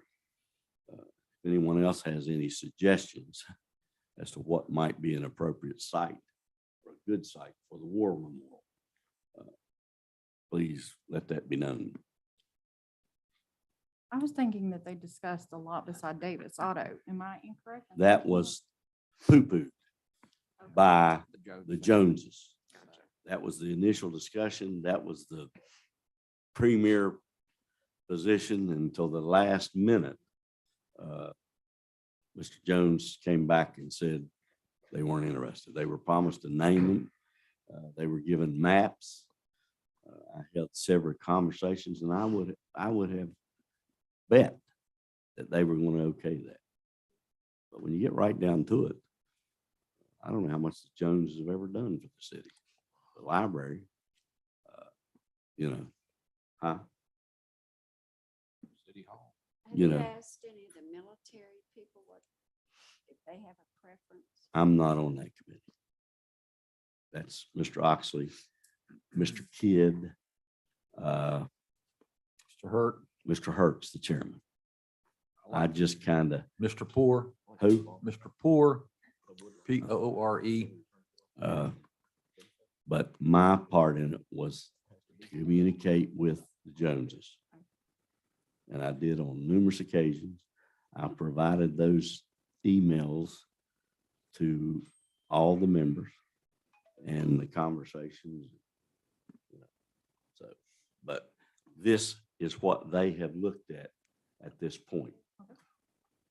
Mr. Perry, I wonder, have they looked at that property on Virginia Street that comes there on the, near the trail? Yes, they did.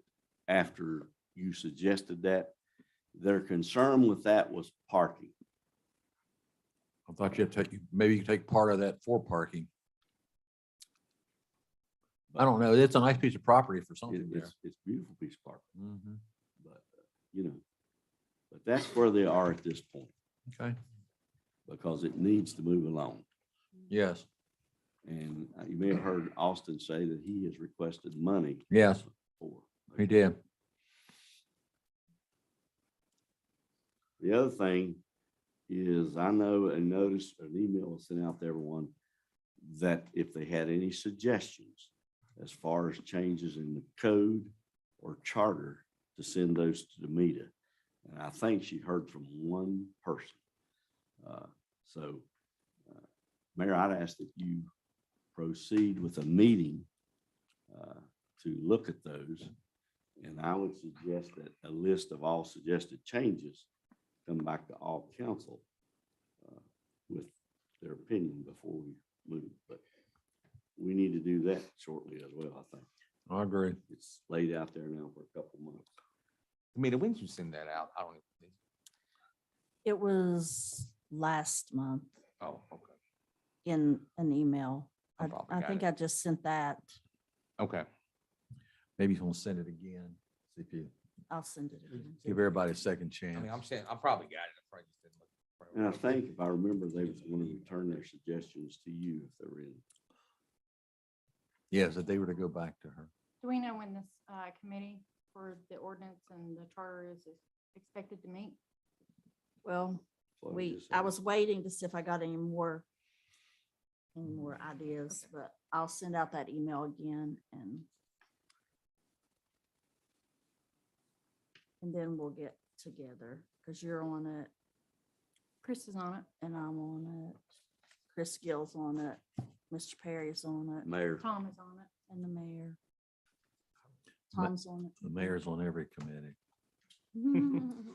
As it should be. it's committed. Yeah. Committed. Yep, you sure did. September 2nd, I think. All right. Any other comments? Ward 1. Ward 2. Mr. Smallwood. I had a couple citizens request to leave the fall decorations up until you put the Christmas Yes, decorations I up. had the same thing. I had it down, forgot it. Is that possible? That's possible. Did you hear that, Day Day? Leaving the fall, yes. In addition to that, what's the date for the Christmas parade? It's December 10th at 1 o'clock. That's on Saturday. Erin is taking charge of that, and she'll be planning some other activities around the parade. Okay, has that been publicized? Not yet. Yeah, we're trying to wait till Okay, because after I Halloween. had noticed there were several other cities that already put their date out. Let's get the turkey. I have a question also about these meetings being on YouTube. Is it necessary? What was that? The About meetings being on YouTube. People like it. Oh, yeah. Yeah, but I mean, when people come in and use profanity and stuff, it's there. Do we go back? Can we go back and edit some of that stuff or what? I mean, it's really I don't bad. know about. Yeah, some of it is. You're right. You're right. Some of it is bad. I mean, I like keeping people informed. I personally don't think we do a good job at that anyway. But, and I don't want to take this away, but I mean, some of these people get up here and uses profanity, accusations and stuff. It's not even true. I mean, it's just crazy. That's up to council to decide. Wouldn't be any different if they were sitting right here in the audience, so. That was just a question. That's true. Or if we What do had you mean a it wouldn't be TV different, station. Diane? Well, they'd be sitting here listening to it if they came to the meeting. Mhm. Well, I guess what Mr. Smallwood's saying is you've got a larger population out there. And I'm not one way or the other, but I understand what he's saying. You know, you've got children, you've got ministers, you've got other persons who are listening out of interest. But again, I'm not saying we should or we shouldn't. I'm just saying I put words in your mouth, Mr. Smallwood, but I understand. No, yeah, it's just, I mean, how many That's times did we have the word S the last time? How many times we listened to that? If I may say something, I think at the last meeting, we were all surprised a little bit by the language that was used. That probably should not be permitted in a public meeting. I'm not trying to censor anybody, but I think if it ever occurs again, the individual should be removed. That was very, very inappropriate. So I understand your concern. That's the only time I recall that really something to that extent occurring. And I think we all up here were surprised at the language being used. I think probably needs to be agreed that that will not occur again. Out the door. Right. And also Well, made racist comments. Right. I think we need to stop it immediately. Right. Racist too, yeah. You know, I think it's good that the mayor establishes the parameter at the beginning of the meeting. And I think we play a part in seeing that decorum and protocol is followed, which during the comment section, and you can correct me, Mr. Fowle, I know where I come from. You don't get into discussions and answering questions. And from time to time, we've been drug into that during the comment section. Am I right, Bill? That's correct. There's no requirement that council respond when comments are made or questions are raised. This is not the appropriate forum for that type of back and forth. If it's a public hearing, that can be possibly a Right. different situation. And I also think that as was expressed tonight, the mayor's done a good job. You know, if we adhere to our process, if we adhere to our decorum, and that's not to cut off public input. It's just simple that there has to be order to the meeting. Respectfully ordered. You know, so, you know, I think we just agree to discipline ourselves as well. You know, and I've been guilty as everyone else, or I've been guilty. I won't say everyone else. So, you know, but I've been in a lot of process in 19 years, and I know it helps. Yes, sir, chief. What you're saying is that's gonna require you, Mayor, to call somebody out or ask, and it's not gonna be my judgment, it'll be your order. Is that correct? It should come from the mayor. He should. I agree, I just want to be Right, clear. it shouldn't put I you didn't on the want it to spot. happen. No. Maybe the mayor, I don't know, maybe Well, didn't hear it or. they should be declared out of order if that continues, and then that individual should be asked to leave. Or a point of order by a member, at That which could be time the brought up. mayor would say, state your point. That can be, it can be handled that I mean, way. the mayor obviously would be the first, as the chief said. And that's not to say he hasn't, but if a point of order is called for, it needs immediately, as Diane says, to be addressed. And most citizens are very respectful. Yes. Most, yes. Vast majority. This was a surprise at the last meeting. And I'm sure Facebook will blow up with, we're trying to. Anything else, Mr. Smallwood? Just one more point there. I think if we keep the citizens aware of what we're doing, keep them informed of what's going on, that would eliminate a lot of stuff.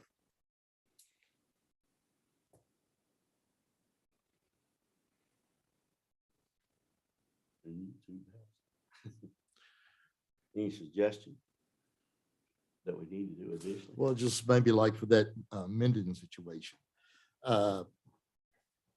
If people actually know what we're doing, the steps as we go along, it might help the situation.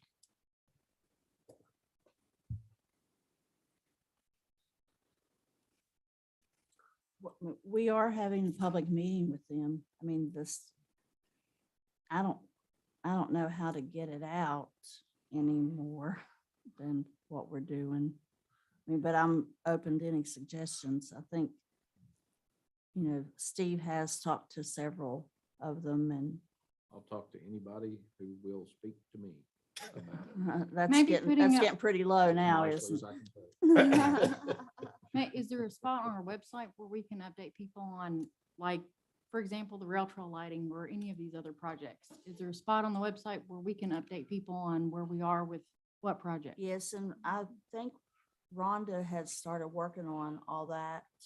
She started working on the projects, or were you working on that? Rhonda was working on that. Is that something that's We gonna don't- come soon or? Well, yeah, I mean, we can get that on there. To be honest, I don't think we have a lot of traffic on our website. That's probably not the best place. I think Facebook is probably gets to more people than our website does. I mean, most people just don't go in and search oklwv.gov for Right. news, really. Right. All right. But if they're on Facebook, if they're, then they see it come up or something. Or if we do some kind of interview or something on the news. Unfortunately, a lot of what has happened, we can't really control. And the former city manager repeatedly said, and I think we all know it, Facebook allows you to say anything at any time, true, untrue. And it is hurting a lot of people in a lot of situations. And we have no control over that. Well, It's they look at city unfortunate. council as an extension of Facebook. Pardon? They look at city council as an extension of Facebook. They already stirred up looking at it and just bring it Yeah. on in here. And the other part, do we put the minutes on the, It's on our website. it is, Yes. okay. Yes. Maybe we need They're to- on there. Well, the minutes from the last meeting are on there along with our agenda, and this whole packet that you've Okay. seen tonight is on our and website. maybe the minutes could be a little more specific. Am I making sense? I know the Board of Education had that problem. They were very general amendments, and I don't know, Mr. Fowler, do you have any suggestions? Counselor? No, sir, I haven't actually reviewed a lot of minutes that you all prepared. I'd be Mhm. glad to look at them and see if I have any recommendations. All right. I just don't at this stage have any because I'm not that familiar with it. But I think as we try to make information available, not this, the YouTube is a good tool. Now, it's unfortunate what happens on it. And it's live, so you can't really expect it and blip it out or beep it out. So maybe it's something, if we have other recommendations, they could be sent to the media or suggestions to look at. And let's just try to do a better job with our decorum. Is that the right word?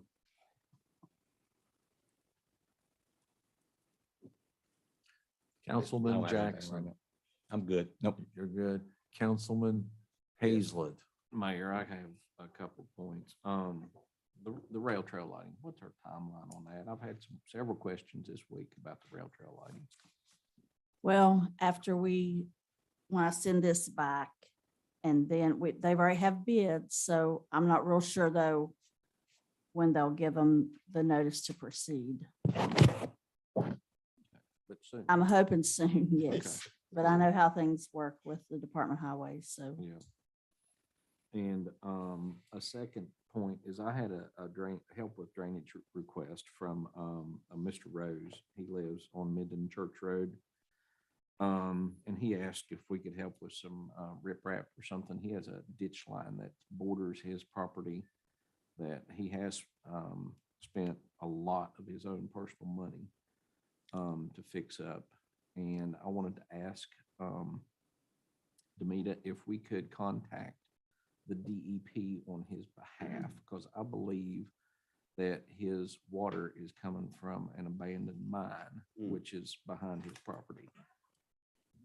on the tax map, if you look, there's a little chunk that's owned by Berwin. It was part of the property that was given in the Needles Eye Park project, but Byrne retained that one little spot. And I have talked to a neighbor of his who says that there is an old punch mine on the hillside behind his place. Looks like there's a lot of acid mine drainage coming from there. The water's real reddish looking. And see if there's something that they could help him through the abandoned mines Okay. land.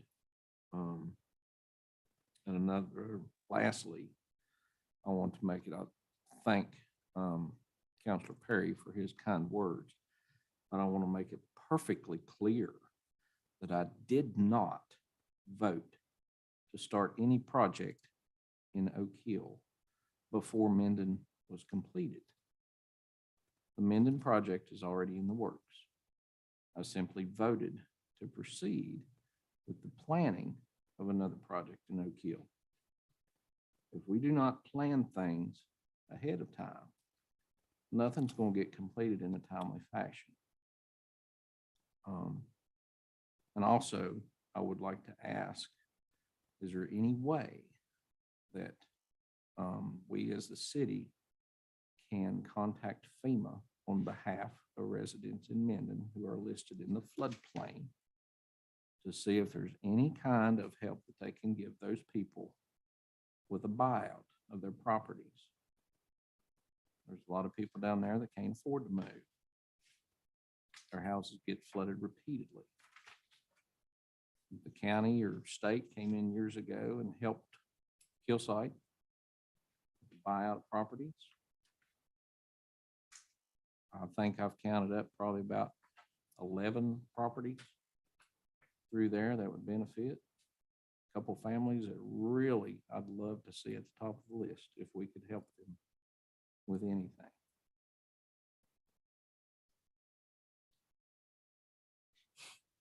And that's all. Okay, thank you, Mr. Hazlett. Part,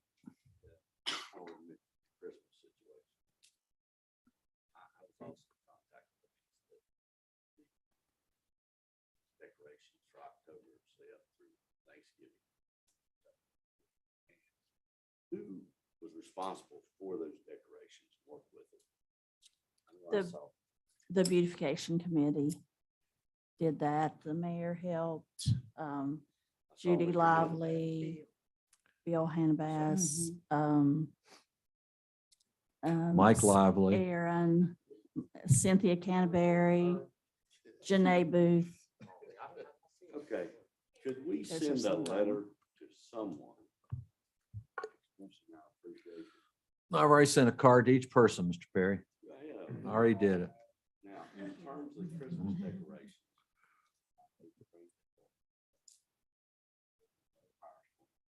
Aaron, I see is doing the Christmas break.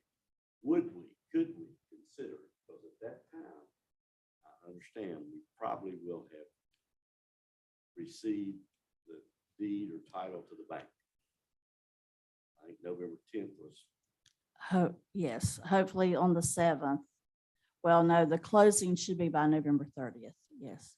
So could we make a special effort to decorate that downtown bank? Very respectable, very classic. Boy, you give that some extra attention.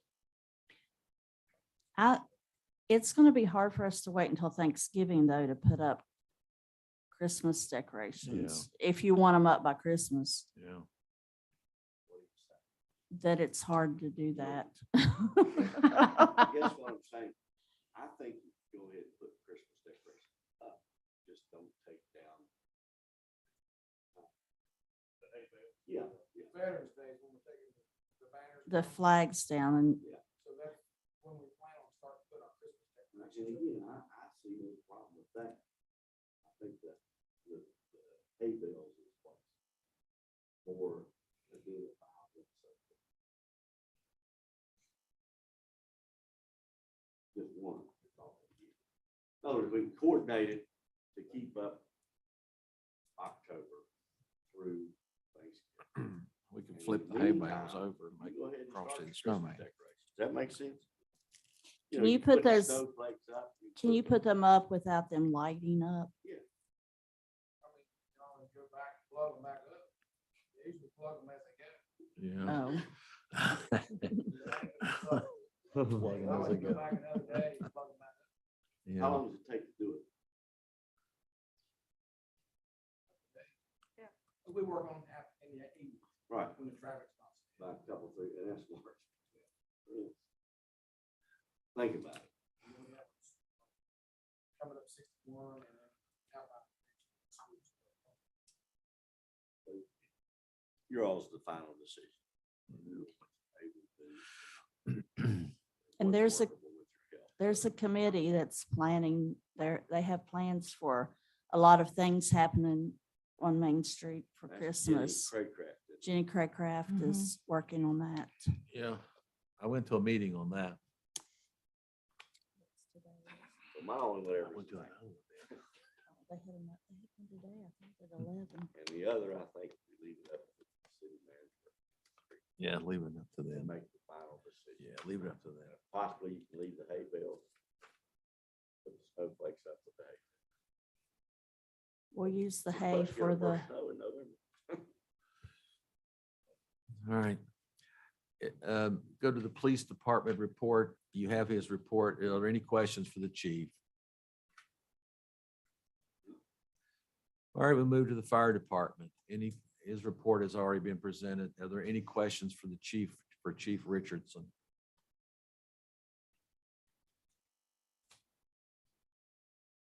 City manager's report. And I'll get back to Ms. Reed. Do you have any questions for the city manager's report from her report? Then we go to the economic development coordinator, Ms. Reed. She's been working extremely hard on all this because I'm on that committee too, Mr. Smallwood, and I've Good. Double your pay next. I've been to that meeting too, so I know what all went on there. Yeah, I know what went on there. May be questions of Ms. Reed, or does she want to make a presentation? I only have one question. Who was present at the meeting you held businesses and so forth? And you don't have to tell me right now, just email. Okay. Please, I mean.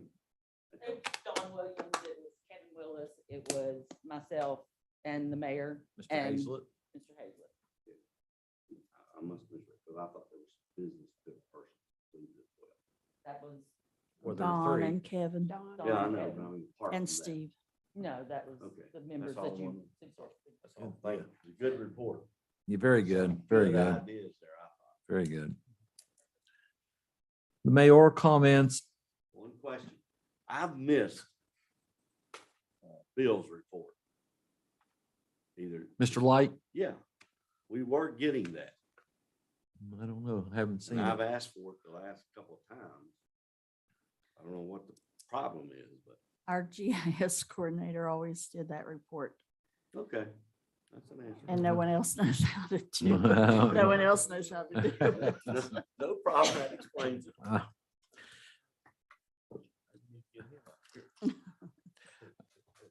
I just have a few comments, then we'll get to the future agenda items. There was a problem at the dog park, and I talked to the city manager and to Mr. Kirk about it, where bigger dogs were able to jump up on the bench and then jump on over to the smaller dog section because there was nothing there except a fence. And it needed something to be higher put in between there, between those two benches. And it's been done. And I think I really appreciate it, Mr. Kirk. And you said that Sean Coleman was the man who did all that fancy work on there. And I very much appreciate it. And I think he should be recognized for his work. And if you drive by the dog park, you can take a look at it. It's extremely well done. And I appreciate it very much. I called her regarding because I had some real concerns from some people in Collinwood Acres regarding that road that cut off into the subdivision, and there were no guardrails or in one section of it. And I think you said you were going to check into that. Do you have any kind of report We looked at it, but didn't know exactly where she was talking about. All right. I thought I understood, but maybe I didn't either when she called me. I can give you her name and maybe you can, she can tell you specifically. Okay. I appreciate it. Thank you. And I keep reading in the paper where the county commission is giving the Humane Society and the dog pound 60 days to get out and find somewhere else to go. Is that going to affect Oak Hill's dog management program, since we give money to the Humane Society every year? I think one year is $5,000. And if they're going to end it, the county commission is going to end it. What happens to the dogs running loose? Actually, the owner of a building in Oak Hill came in today to ask he put in an application for rezoning because the Humane Society wanted to buy the building. Also in Oak Hill. Yes, so they're planning on moving here. Okay. Okay. Well, that's good to know something's going on. From my understanding But- is the county is still gonna have Per- animal control officers.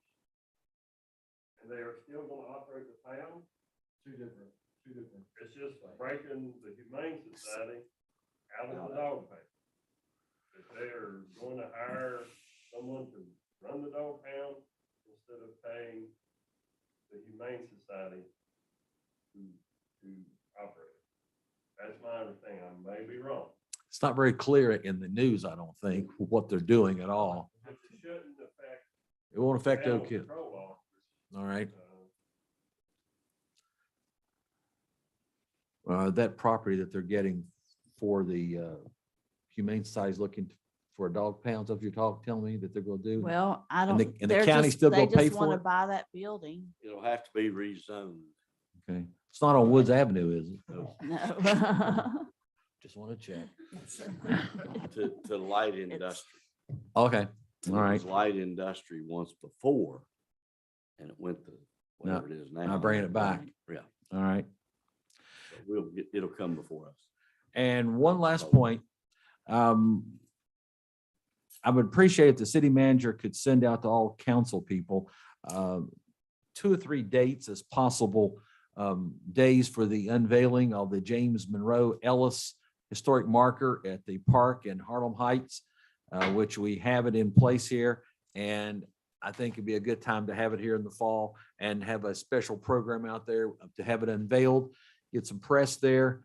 As you know, James Monroe Ellis was the second African-American in West Virginia history to serve in the legislature. He had a law practice in Oak Hill, and he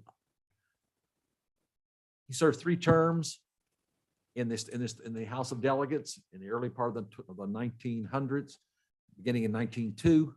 And I think it's high time to honor Oak Hill's own, Oak Hill's famous, who moved on to other things. And I think it's a proper thing to do to honor James Monroe Ellis and what he did.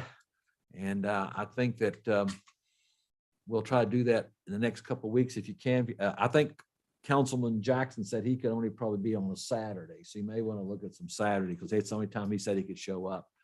Okay. And we'll have the podium out there, and we'll have a few comments made and a program, and we'll have the historic marker, the West Virginia, it's one of the West Virginia state historic markers we've been waiting on for like 10 or 11 months. And it's finally here.